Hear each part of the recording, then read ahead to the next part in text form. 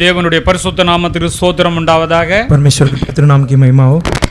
தேவனாய் கர்த்தர் கடந்த சென்ற நாளெல்லாம் நம்மை கண்மணி போல் பாதுகாத்து மிகுந்த மகிழ்ச்சியோடு கூட தேவனுக்கு ஆராதனை எடுக்க அருமையாண்டவர் நம்மை அழைத்து வந்தபடியால் தேவனுக்கு நாம் ஸ்தோத்திரம் செலுத்துவோமாக. पिछले हफ्ते भर प्रभु ने हमें संभाला, बचाया और आज के दिन खुशी के साथ परमेश्वर की उपस्थिति में आने के लिए प्रभु ने अनुग्रह किया, इसलिए प्रभु का धन्यवाद. தேவனுடைய சமூகத்துக்கு நாம் கடந்து வருகிற போதெல்லாம் தேவனாகிய கர்த்தர் ஆவியானவர் நம்மை ஆட்கொள்ளுகிறதை நாம் காண முடிகிறது. जब भी हम परमेश्वर की उपस्थिति में आते हैं, जब आत्मा परमेश्वर हमें अगुवाई करते हैं, इसे हम सही सलामत देख सकते हैं. அவர் நம்மோடு கூட இடைபடுகிறதை நாம் காண முடிகிறது. वो हमारे साथ मिलते हैं, उसे हम महसूस कर सकते हैं. மெய்யாகவே நாம் ஒரு தாகத்தோடு கூட நாம் ஆலயத்துக்கு கடந்து வருகின்ற பொழுது सचमुच एक प्यासी मन के साथ जब हम उनके उपस्थिति में आते हैं, तब தேவன் நம்முடைய மனதை அவர் பார்க்கிறார். प्रभु हमारे हृदय को वो देखते हैं, நம்முடைய சிந்தனைகளை அவர் அறிந்திருக்கிறார். हमारे सोचों को वो जाना है. எந்த அளவில் நாம் தாகத்தோடு கடந்து வருகிறோமோ हम जितना परमेश्वर की उपस्थिति में प्यास के साथ आते हैं, அந்த அளவிலே தேவனாய் கர்த்தர் நம்மை ஆசீர்வதிக்க அவர் போதுமானவராய் இருக்கிறார். उतना तक परमेश्वर हमें आशीष करने के लिए वो काफी लायक परमेश्वर है. தேவனுடைய பிள்ளைகளாக நாம் தேவனுடைய சன்னிதானத்திலே परमेश्वर के लोग परमेश्वर की उपस्थिति में அவருக்கு பிரியமானபடி நம்மை நாம் மாற்றி அமைத்துக் கொள்ளுகிற போது हम उनके प्रिय ऐसे हम अपने आप को बदल दे, तब நம்முடைய தேவனாய் கர்த்தர் வாக்குத்தத்தம் பண்ணியிருக்கிற அத்தனை ஆசீர்வாதங்களையும் அவர் நமக்கு தர போதுமானவராய் இருக்கிறார். हमारा परमेश्वर जितना वादा दिया है वो सारे वादाओं को वो पूरा करने के लिए काफी लायक है. நம்முடைய தேவனாய் கர்த்தர் உண்மை உள்ளவர். हमारा परमेश्वर सच्चा परमेश्वर है. ஏராளமான வாக்குத்தத்தமான ஆசீர்வாதங்களை நமக்கு அவர் சொல்லி இருக்கிறார், கொடுத்திருக்கிறார். कई सारे वादाओं और आशीर्वादों परमेश्वर ने दिया है और कहा भी है. தேவனுடைய சன்னிதானத்தில் மிகுந்த கவனத்தோடு கூட தேவ வசனத்தின் மூலமாக கேட்டு அவைகளை நாம் பெற்றுக்கொள்ள வேண்டும். परमेश्वर की उपस्थिति में सावधान से उसे सुनकर उस आशीष को हम पा लेना चाहिए. வேத வசனத்தை நாம் கவனமாய் கேட்கின்ற பொழுதுதான் वचन को सावधान से सुनते समय எந்த அளவில் ஆவிக்குரிய வளர்ச்சியிலும் வளர்ந்திருக்கிறோம், कितने आत्मिक जिंदगी में हम आगे बढ़े हैं இன்னும் எவ்வளவு வளர வேண்டும், और कितना आगे बढ़ना है, நாம் என்னென்ன ஆசீர்வாதங்களை பெற்றிருக்கிறோம், कितना आशीषों को हम पाए हैं, எவைகளை இன்னும் பெறாமல் இருக்கிறோம், क्या आशीष नहीं पाए, எவைகளை பெற்றுக்கொள்ள வேண்டும், क्या आशीष पाना है, எப்படி பெற்றுக்கொள்ள வேண்டும் उस आशीष को कैसे पाना है, என்பதை தேவனுடைய வசனத்தின் மூலம் நாம் அறிந்து கொள்ள முடியும். इसे हम परमेश्वर के वचन के द्वारा ही समझ सकते हैं. இப்பொழுது கர்த்தர் கொடுத்த வேத வசனங்களை கர்த்தருடைய சன்னிதானத்திலே வாசிப்போமாக. अभी परमेश्वर के वचन उनके उपस्थिति में मनन करें. சங்கீதம் 128 அதிகாரம் முதலாம் வசனத்தை வாசிக்கலாம். भजन संगीता पुस्तक 128 अध्याय वचन 1. கர்த்தருக்கு பயந்து அவர் வழிகளில் நடக்கிறவன் எவனோ அவன் பாக்கியவான். கர்த்தருக்கு பயந்து அவர் வழிகளில் நடக்கிறவன் எவனோ அவன் பாக்கியவான் என்று இங்கே எழுதப்பட்டுள்ளது. भजन संगीता 128:1 पर ऐसा लिखा हुआ है, क्या ही धन्य है हर एक जो यहोवा का भय मानता है और उसके मार्गों पर चलता है. கர்த்தருக்கு பயந்து அவர் வழிகளில் நடக்கிறவன் எவனோ அவன் பாக்கியவான். जो भी यहोवा का भय मानता है वो धन्य है और उसके मार्गों पर वो चलता है. அல்லது அவன் ஆசீர்வதிக்கப்பட்டவன் என்று எழுதப்பட்டுள்ளது. या तो इसका अर्थ ऐसा भी है कि वो आशीष पाया हुआ व्यक्ति. கர்த்தருக்கு பயந்து நடக்கிறனால தான் வந்து ஜனங்கள் பாவங்களை விட்டு அவர்கள் கிறிஸ்துவினிடத்திலே கடந்து வருவார்கள். प्रभु को अगर आप डरोगे तो ही लोग जो है पापों को छोड़कर मसीह के पास आते हैं. கர்த்தருக்கு பயந்து நடக்காத யாவரும் பாவத்திலே இருந்து கொண்டிருப்பார்கள். जो भी प्रभु की भय नहीं मानते हैं वे लोग पाप में ही फंसे रहेंगे. யார் கர்த்தருக்கு பயந்து அவர் சொல்லி இருக்கிற வார்த்தைகளுக்கு கீழ்ப்படிந்து நடக்கிறார்களோ, जो भी प्रभु को डर मानकर उसके वचनों पर चलते हैं, அவர்கள் பரிசுத்தமானவர்களாய் பாவத்தை அறிக்கை செய்து விட்டுவிட்டு சுத்திகரித்துக் கொண்டு தேவனுக்கு பிரியமுள்ள ஆராதனை செய்வார்கள். वे लोग पवित्र रहेंगे, पापों को कबूल करेंगे और परमेश्वर की प्रिय रहेंगे.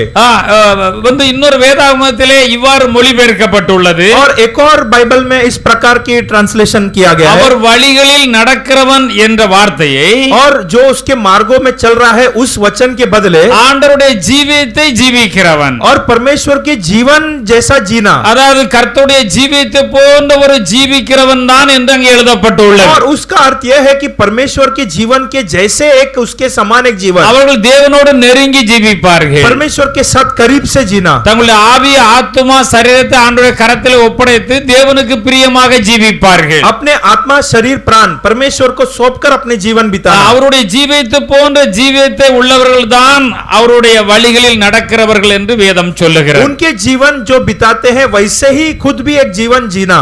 கர்த்தருக்கு பயந்து அவர் எப்படி இருக்கிறாரோ அப்படியே நாம் ஜீவிக்க வேண்டும் என்று ஆண்டவரும் விரும்புகிறார். और प्रभु भी यही चाहते हैं कि जैसे वे एक भयभक्ति जीवन जीता है वैसे ही हम भी एक भयभक्ति जीवन बिताएं. ஏனென்றால் நாம் அவருடைய பிள்ளைகளாய் இருக்கிறோம். क्योंकि हम उनके संतान हैं. அவரை போல நாமும் இருக்க வேண்டும் என்று ஆண்டவர் விரும்புகிறார். उनके समान हम भी रहना चाहिए यही प्रभु चाहते हैं.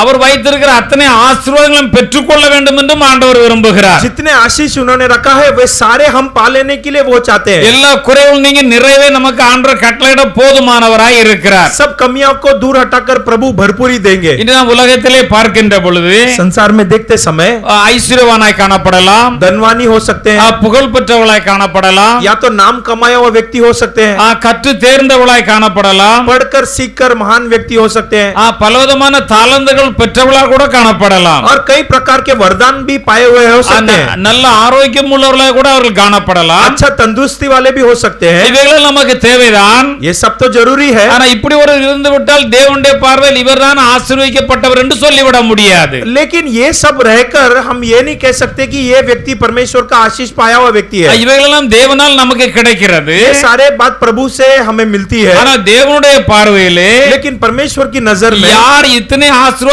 இருந்தாலும் தேவனோடு நெருங்கி ஜீவிக்கிறார்களோ, जो परमेश्वर के करीब से जीते हैं, தினந்தோறும் அவரோடு கூட இடைபடுகிறார்களோ, प्रतिदिन परमेश्वर से मिलते हैं, தினந்தோறும் அவரிடத்தில் ஜெபம் பண்ணி தேவ ஆசீர்வாதங்களை பெற்றுக் கொள்ளுகிறார்களோ, प्रतिदिन परमेश्वर से प्रार्थना करके आशीष पाते हैं, அவர் விரும்புகிற வண்ணமாக யார் ஜீவிக்கிறார்களோ जैसा वो चाहते हैं वैसा जो भी व्यक्ति जिंदगी बिताता है அவர்கள் தான் ஆசீர்வதிக்கப்பட்டவர்கள் என்று ஆண்டவர் சொல்லுகிறார். यही लोग आशीष पाए हुए लोग है करके प्रभु कहते ஒரு हैं. தம்பதியை நாம் எடுத்துக்கொள்வோம். एक पति पत्नी को ले ले, அவங்களுக்கு திருமணம் நடந்திருக்கலாம், उनकी शादी तो हो जाती है, நல்ல பங்களா, கார் போன்ற பலவிதமான வசதிகள் இருக்கலாம், घर और जो वाहन सब ले लिए, திருமணம் நல்ல தாம் தூம் என்று ரொம்ப மகிமையா நடந்திருக்கலாம். शादी भी मान लो कि बहुत बढ़िया तरीके से वो चलाया गया. இத்தனை ஆசிரம இடத்தில் காணப்பட்டாலும் इतना आशीष होने के बावजूद தங்களுடைய ஜீவியத்தில் வருகிற பிரச்சனைகளை, अपने जिंदगी में आने वाली समस्या, அந்த பிரச்சனைகள் மத்தியிலும் கூட उस समस्या के बीच में அவர்கள் தேவனோடு கூட நெருங்கி ஜீவிக்க வேண்டும். वे लोग परमेश्वर के करीब से जिंदगी बिताना है. தேவனை முதன்மையாக வைத்து அவருக்கு கனம் செலுத்தி அவரிடத்தில் ஆசீர்வாதங்களை பெற்று இந்த உலகத்திலே ஜீவிக்க हर வேண்டும். बातों में परमेश्वर को श्रेष्ठ रखना और परमेश्वर के हाथों से आशीष पाके आगे बढ़ना, அந்த தேவனாய கர்த்தர் நம்மோடு கூட இருக்க வேண்டும். और स्वर्गीय परमेश्वर हमारे साथ वो रहना चाहिए. அவர் விரும்புற வண்ணம் நாம் வாழுகின்ற பொழுதுதான் जैसा वो चाहते वैसे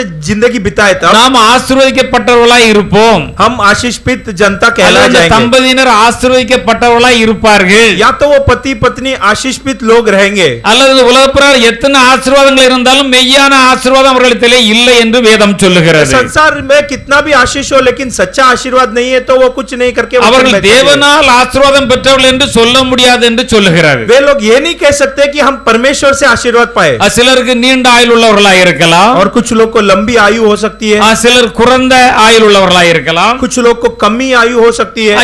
எல்லாருடைய வாழ்க்கையிலும் பலவிதமான பிரச்சனைகள் வருகிறது. सबके जिंदगी में कोई ना कोई समस्या तो आती है. சில பிரச்சனை நம்மை தேவனை விட்டு கொஞ்சம் தூரமாய் வந்து எடுத்து செல்கிறது. कुछ समस्या हमें परमेश्वर से थोड़ा दूर लेकर जाती சில है. பிரச்சனை நம்மை தேவனண்டை அழைத்து வருகிறது. कुछ समस्या परमेश्वर के करीब लाती है. எத்தனை பிரச்சனைகள் இருந்தாலும் चाहे कितने भी समस्या हो, தேவனுடைய கிருபையை கொண்டு அந்த பிரச்சனை நீங்கள் எவ்வாறு அணுகுகிறீர்கள் என்பதை வைத்து தான் நீங்கள் ஆசீர்வதிக்கப்பட்டவர்கள் என்பதை நிர்ணயிக்க चाहे முடியும். कितने भी समस्या हो, परमेश्वर के अनुग्रह से उस समस्या को कैसे जीतते हो यही बात है. ஏனென்றால் வானமும் பூமியும் சமுத்திரமும் சகலமும் நம்முடைய தேவனால் உண்டாக்கப்பட்டிருக்கிறது. और जो आकाश पृथ्वी समुद्र सारे परमेश्वर से उत्पन्न हुए, நம்மையும் நம்முடைய தேவனாய கர்த்தரே சிருஷ்டித்திருக்கிறார். हमें भी प्रभु ने सृजन किया. விசேஷமாய் பாவத்திலிருந்து மீட்டெடுத்த பிள்ளைகளாய் மாற்றி இருக்கிறார். विशेष करके पाप से छुटका कर हमें अपने उनके संतान बनाए. தேவனுடைய பிள்ளைகளாய் காணப்படுகிற நாம் எவ்வளவு கவனமாக இருக்க வேண்டும். तो परमेश्वर के संतान हम कितने सावधान रहना இந்த चाहिए. பாக்கியம் உலகத்தில் உள்ள எல்லாருக்கும் கிடைக்கவில்லை. ये सौभाग्य दुनिया के कई सारे இந்த लोगों को नहीं பாக்கியம் मिला. கிடைத்திருக்கிற நாம் தேவனுடைய சன்னிதானத்திலே மிகுந்த கவனம் உள்ளவர்களாய் காணப்பட வேண்டும். ये सौभाग्य मिला हुआ हम परमेश्वर की उपस्थिति में बहुत धैर्य से ध्यान से रहना है, நம்ம ரொம்ப கவனம் உள்ளவர்களாய் இருக்க வேண்டும். बहुत सावधान से रहना இது है. ஆவிக்குரிய ஜீவியம், ये आत्मिक जिंदगी இது है. ஆத்மீக ஜீவியம், ये एक आत्मिक இது जिंदगी है. கர்த்தரோடு நடக்கக்கூடிய ஜீவியம், प्रभु के साथ चलने वाली जिंदगी, தினந்தோறும் அவரோடு உரையாடக்கூடிய ஒரு ஜீவியம். रोज उनके साथ बात करना, उनके साथ चलने वाली जिंदगी, அதெல்லாம் ரொம்ப கவனமாக இருக்க வேண்டும். इसमें बहुत सावधान रहना है. கவனமா இருந்தால் நாம் ஆசீர்வாதங்களை பெற்றுக்கொள்ளலாம். सावधान रहेंगे तो आशीर्वाद पाएंगे. எப்போது நம்முடைய உள்ளத்திலே தேவன் விரும்புகிற ஒரு ஜீவம் என்னிடத்தில் காணப்பட வேண்டுமே என்ற ஒரு ஏக்கம் நம்மிடத்திலே காணப்பட வேண்டும். सदैव हमारे मन में यह चाहत होनी चाहिए कि हम प्रभु के पसंदीदा जिंदगी जिए. அவர் விரும்புகிற வண்ணமாக வாழ வேண்டும் என்றால் வேதத்தை நாம் தினந்தோறும் நன்றாக வாசிக்க வேண்டும். अगर वो जैसा चाहते हैं वैसे जिंदगी बिताना है तो वचन पढ़ना है. இந்த வேதத்தை வாசிக்கின்ற பொழுது நாம் தேவனோடு கூட பேசுகிறோம் என்றது நமக்கு தெரிகிறது. इस वचन को पढ़ते समय हम प्रभु से बात करते हैं इसे हम जानते हैं. अनेक வேதவசனங்களை வாசிக்கும் போது நம்மை உணர்த்தி காண்பிக்கிறது. कई वचनों को पढ़ते समय वो वचन हमसे बातें करती है. எது தேவனுக்கு பிரியமில்லாத காரியம் விட்டுவிட வேண்டும் என்று சொல்லுகிறது. क्या परमेश्वर की जो ना पसंद की बात और क्या छोड़ने वाली बात. எதை தேவனுக்கு பிரியமாக நாம் ஜீவித்து ஆசீர்வாதங்களை பெற்றுக்கொள்ள வேண்டும் என்று சொல்லுகிறது. और क्या वचन से हम परमेश्वर के करीब आ सकते हैं और आशीष पा सकते हैं. தினந்தோறும் இந்த வேதவசனத்தை கவனமாக வாசித்து தியானிக்கின்ற பொழுதுதான் प्रतिदिन इस वचन को ध्यान से सावधान से पढ़ते समय தேவாவின் பலத்தினாலே இவைகளை நாம் அறிந்து கொள்கின்ற பொழுது நாம் நம்முடைய வாழ்க்கை அப்படி பரிசுத்தமாய் தேவனுக்கு பிரியமாய் காணப்படும். आत्मा परमेश्वर के बल से हम समझ सकते हैं और अपने जिंदगी भी वैसी होती है. தேவனுக்கு பிரியமாய் நீங்கள் ஒரு பரிசுத்தமான வாழ்க்கை நீங்கள் வாழ ஆரம்பித்து விட்டால் यदि आप परमेश्वर के पवित्र और एक प्रिय जिंदगी जीना शुरू किए तो உங்களுக்காக தேவனாய கர்த்தர் வாக்குத்தத்தம் பண்ணின அத்தனை ஆசீர்வாதங்களும் உங்களை நோக்கி கடந்து வரும். जितने भी वादाओं तुम्हारे लिए लिखा गया है सब तुम्हारी ओर से आने लगेगी. அப்பொழுதுதான் நீ போகையிலும் ஆசீர்வதிக்கப்பட்டிருப்பாய், நீ வருகையிலும் और तभी ஆசீர்வதிக்கப்பட்டிருப்பாய். तुम जाने में भी आशीष पाओगे और आने में भी आशीष. நீ எந்த ஒரு வேலையிலும் கை வைத்தாலும் தேவனாய கர்த்தர் அந்த வேலையை ஆசீர்வதிப்பார். कौन से भी काम में तुम हाथ रखोगे तो वो काम आशीष होगा. அவருடைய கிருபை நம்மை ஆசீர்வதித்து மென்மேலும் உயர்த்துகிறது என்று வேதம் சொல்லுகிறது. उनकी कृपा हमें आशीष करके बड़ी जगह पर लेकर जाती है. லூக்கா 23 அதிகாரம் 42 43 வசனங்களை வாசிக்கலாம். लूका अध्याय 23 वचन 42-43. இயேசுவை நோக்கி, ஆண்டவரே, நீர் உம்முடைய ராஜ்யத்தில் வரும்போது அடியேனை நினைத்தருளும் என்றான். இயேசு அவனை நோக்கி, இன்றைக்கு நீ என்னுடைய பரதேசத்தில் இருப்பாய் என்று மெய்யாகவே உனக்கு சொல்லுகிறேன் என்றார். இந்த சம்பவம் நம்ம எல்லோருக்கும் நன்றாக தெரியும். ये संभावना हम सब जानते हैं. கர்த்தர் இயேசு சிலுவையில் அறையப்பட்டிருந்த போது प्रभु यीशु मसीह को जब क्रूस पे मारा गया तब இரண்டு கள்ளர்களும் கூடவே சிலுவையில் அறையப்பட்டிருந்தார்கள். दो चोरों को भी उनके साथ क्रूस पर मारा गया. இரண்டு பேருமே கள்ளர்கள் தான். दोनों चोर थे. இரண்டு பேரும் சிலுவையில் அறையப்பட்டிருக்கிறார்கள். दोनों को क्रूस पर अब मारा गया है. இரண்டு பேரும் இயேசு கிறிஸ்துவையும் பார்க்கிறார்கள். दोनों जन प्रभु को यीशु को देखते हैं அவர் பேசுகிறதையும் பார்க்கிறார்கள். और प्रभु क्या बोलते हैं वो भी सुन रहे हैं. அவர் சிலுவையிலே இருக்கின்ற பொழுது क्रूस पर यीशु लटकते समय பிதாவே இவர்களுக்கு மன்னியும், हे पिता इनको क्षमा कर, தாங்கள் செய்கிறது இன்னென்று அறியாதிருக்கிறார்கள் என்று அவர்களுக்காக பிதாவை நோக்கி வேண்டிக் கொண்டார். ये क्या कर रहे हैं इन्हें नहीं जानते हैं करके लोगों के लिए प्रभु ने परमेश्वर से विनती की. நம்ம யாரும் ஒரு அடி அடிச்சா கூட நம்ம மன்னிக்கிறோமா? हमें कोई एक मार भी देता है तो क्या हम उनको माफ करते हैं? ஏதாவது பேசிவிட்டால் நம்மளால் மன்னிக்க முடியவில்லை. क्या हमें कोई बात करते तो माफ नहीं कर நம்முடைய सकते? கர்த்தராகிய இயேசு கிறிஸ்து लेकिन हमारा प्रभु यीशु मसीह, பிதாவே இவர்களுக்கு மன்னியும், हे पिता इनको क्षमा कर, சிலுவையில் அறைந்திருக்கிறார்கள். क्रूस पर मारा गया है. அவர் அப்படி சொன்ன இந்த ரெண்டு கள்ளர்களுமே கேட்டுக்கொண்டிருக்கிறார்கள். और ये जब ऐसे बोल रहे थे तो दोनों चोर लोग सुन रहे थे. அன்றியும் சிலுவையில் அறையப்பட்டிருந்த और जब क्रूस पर मारा गया அந்த तभी இரண்டு கள்ளரில் ஒருவன் दो चोरों में एक जन, நீ கிறிஸ்துவானால் என்று ஒரு கேள்வியை கேட்கிறான். यदि तुम मसीह है तो एक सवाल पूछता है. உன்னையும் எங்களையும் ரட்சித்துக் கொள் என்று அவரை இகழ்ந்தான். அதாவது ரொம்ப ஏளனமாக பேசினான் என்று சொல்லப்பட்டுள்ளது. और अगर तुम मसीह है तो मुझे और खुद को बचा करके चिढ़ाने लगा. ரெண்டு பேரும் கள்ளர்கள் தான். दोनों चोर है. ஒருவன் இவ்வாறு பேசுகிறான். एक व्यक्ति ऐसे बात करता அப்படி है. பேசினவன் நோக்கி அடுத்த கள்ளன் என்ன சொல்லுகிறான்? ऐसे जो बात किया उसको देखकर दूसरा चोर क्या बोलता है? மற்றவன் அவனை நோக்கி, और दूसरा व्यक्ति उसको देखकर, நீ இந்த ஆக்கினைக்கு உட்பட்டவனாயிருந்தும் तू इतना दंड पाने के बावजूद நீ தேவனுக்கு பயப்படுகிறது இல்லையா? क्या तू परमेश्वर को नहीं डरता? நாம் இந்த சிலுவையில் அறையப்படுவதற்கு நாம் தவறு செய்திருக்கிறோம். அதற்கு பாத்திரம் நம்மளே சிலுவையில் அறைந்திருக்கிறார்கள். हम तो गलती किए हैं, हम पाप किए, इसलिए हमें इस क्रूस पर मारा गया நீ है. இந்த ஆக்கினைக்கு உட்பட்டிருந்து நீ கர்த்தருக்கு பயப்படுகிறது இல்லையா? इतना महादंड पाने के बाद तू प्रभु का डर नहीं मानता? நீயும் நானும் நியாயப்படி தண்டிக்கப்படுகிறோம். तू और मैं जो व्यवस्था के अनुसार दंड पाए, நாம் என்ன காரியம் நாம் செய்தோமோ அதற்கான பலனை நாம் இப்பொழுது அடைந்து கொண்டிருக்கிறோம். जो कार्य हम किए उसका प्रतिफल हमें आज मिला. இவரோ இந்த கர்த்தராகிய இயேசு கிறிஸ்துவோ ये यानी कि प्रभु यीशु मसीह தகாதது ஒன்றையும் செய்யவில்லையே. गलत तो कुछ किया नहीं.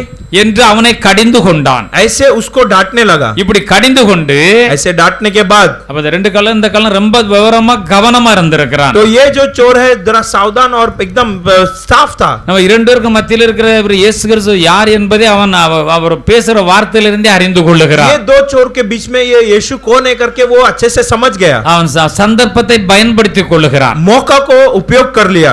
அவன் இயேசுவை நோக்கி यीशु को देखकर ஆண்டவரே हे परमेश्वर நீர் உம்முடைய ராஜ்யத்திலே அந்த பரலோக ராஜ்யத்திலே வருகின்ற பொழுது जब वो स्वर्गीय राज्य आएगा அடியேனை நீ நினைத்தருளும் என்று வேண்டிக் கொள்ளுகிறான். मुझे मेरा स्तुति ले लेना करके उसने कहा. ரொம்ப கவனமாக இருந்து சந்தர்ப்பத்தை சரியாக பயன்படுத்திக் கொள்ளுகிறான். चौकस रहकर अपने मौका को उसने उपयोग किया. காரணம் சிலுவையில் இருந்தாலும் ஒருவன் ஆண்டவரை நிந்தித்துக் கொண்டிருந்தான்.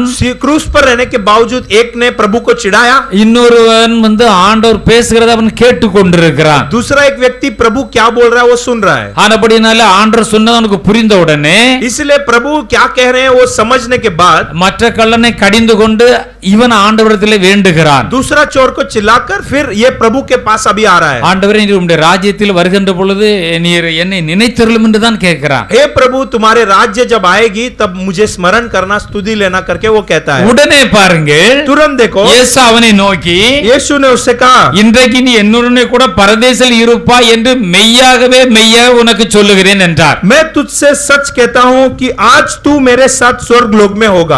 இன்றைக்கே நீ என்னோட கூட பரதேசில் அத பரலோகத்துக்கு வந்து விடுவாய் என்று உனக்கு உண்மையாக சொல்லுகிறேன் என்று சொன்னார். सचमुच मैं कहता हूँ कि तू आज मेरे साथ स्वर्ग लोक में होगा. ஹalleluya हालेलुया. அப்ப வேத வசனத்தை நீங்கள் இப்படி பிரசங்கத்திலிருந்து கேட்டுக்கொண்டு இருக்கின்ற பொழுது वचन जब संदेश में आप जब सुनते हो तब நீங்கள் வசனத்தை சரியாக புரிந்து கொண்டு நீங்கள் உங்களுடைய ஆவியை ஆண்டவரிடத்தில் விண்ணப்பம் பண்ணுமானால் और वचन को ठीक से सुनकर तुम्हारी आत्मा प्रभु से विनंती करती तब அந்த நிமிஷத்தில் நீங்கள் எதை கேட்டுக்கொண்டு அந்த ஆசீர்வாதங்களை பெற்றுக் கொள்வீர்கள் என்று வேதம் சொல்லுகிறது. उसी क्षण जो आशीष आप पाए उसे आप पा लेते हो.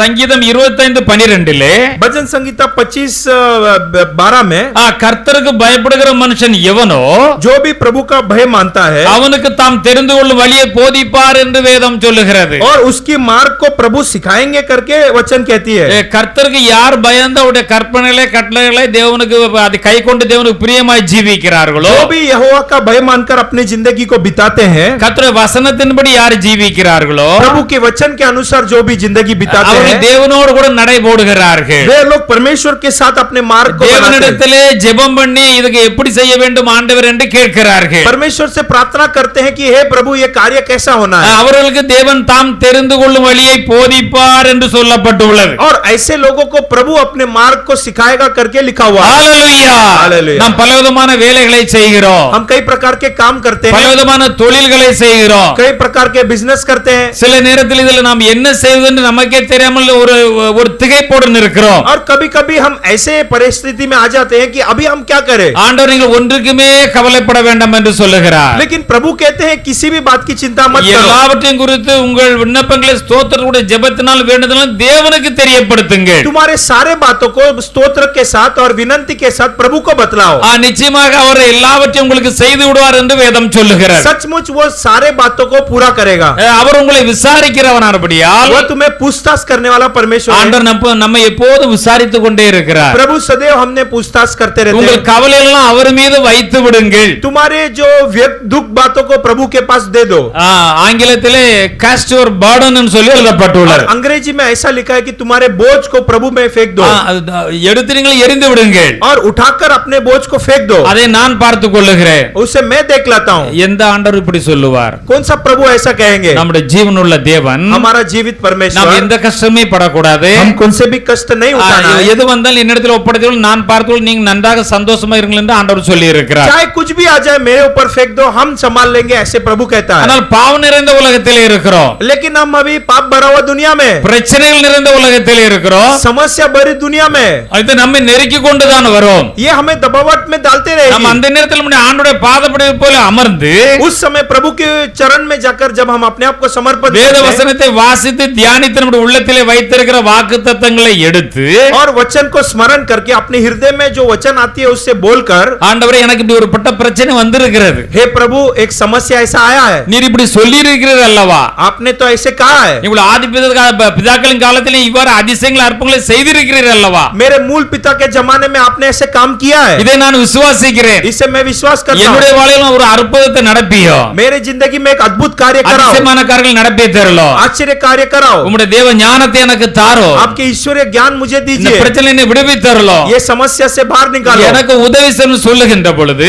मुझे मदद करो, ऐसे जब विनंती करते हैं தேவன் நிச்சயமாக நம்மை அவர் நடத்துகிற தேவனாய் இருக்கிறார், सचमुच हमें प्रभु अगुवाई वो करता நம்மை है, பாதுகாக்கிற தேவனாய் இருக்கிறார், हमें संभालने वाला परमेश्वर நம்மை है, தப்புவிக்கிற தேவனாய் இருக்கிறார், हमें छुटकारा देने वाला நம்மை परमेश्वर है, ஆசீர்வதித்து உயர்த்துகிற தேவனாய் இருக்கிறார். हमें आशीष करके ऊंचे स्थान पर लेके जाने वाला தேவனுடைய प्रभु है। பரிசுத்த நாமத்திற்கு ஸ்தோத்திரம் உண்டாவதாக. परमेश्वर के पवित्र नाम की महिमा हो। தாவீது பக்தனை நாம் பார்க்கின்ற பொழுது दाऊद भक्त के बारे में देखते समय சங்கீதம் 51:4 வாசிக்கலாம். भजन संगीता 51 वचन 4। தேவரீர் ஒருவருக்கு விரோதமாக நான் பாவம் செய்து உமது கண்களுக்கு முன்பாக பொல்லாங்கானதை நடப்பித்தேன். ஆ, நீர் பேசும்போது உம்முடைய நீதி விளங்கவும் நீர் நியாயம் தீர்க்கும் போது உம்முடைய பரிசுத்தம் விளங்கவும் இதை அறிக்கையிடுகிறேன்.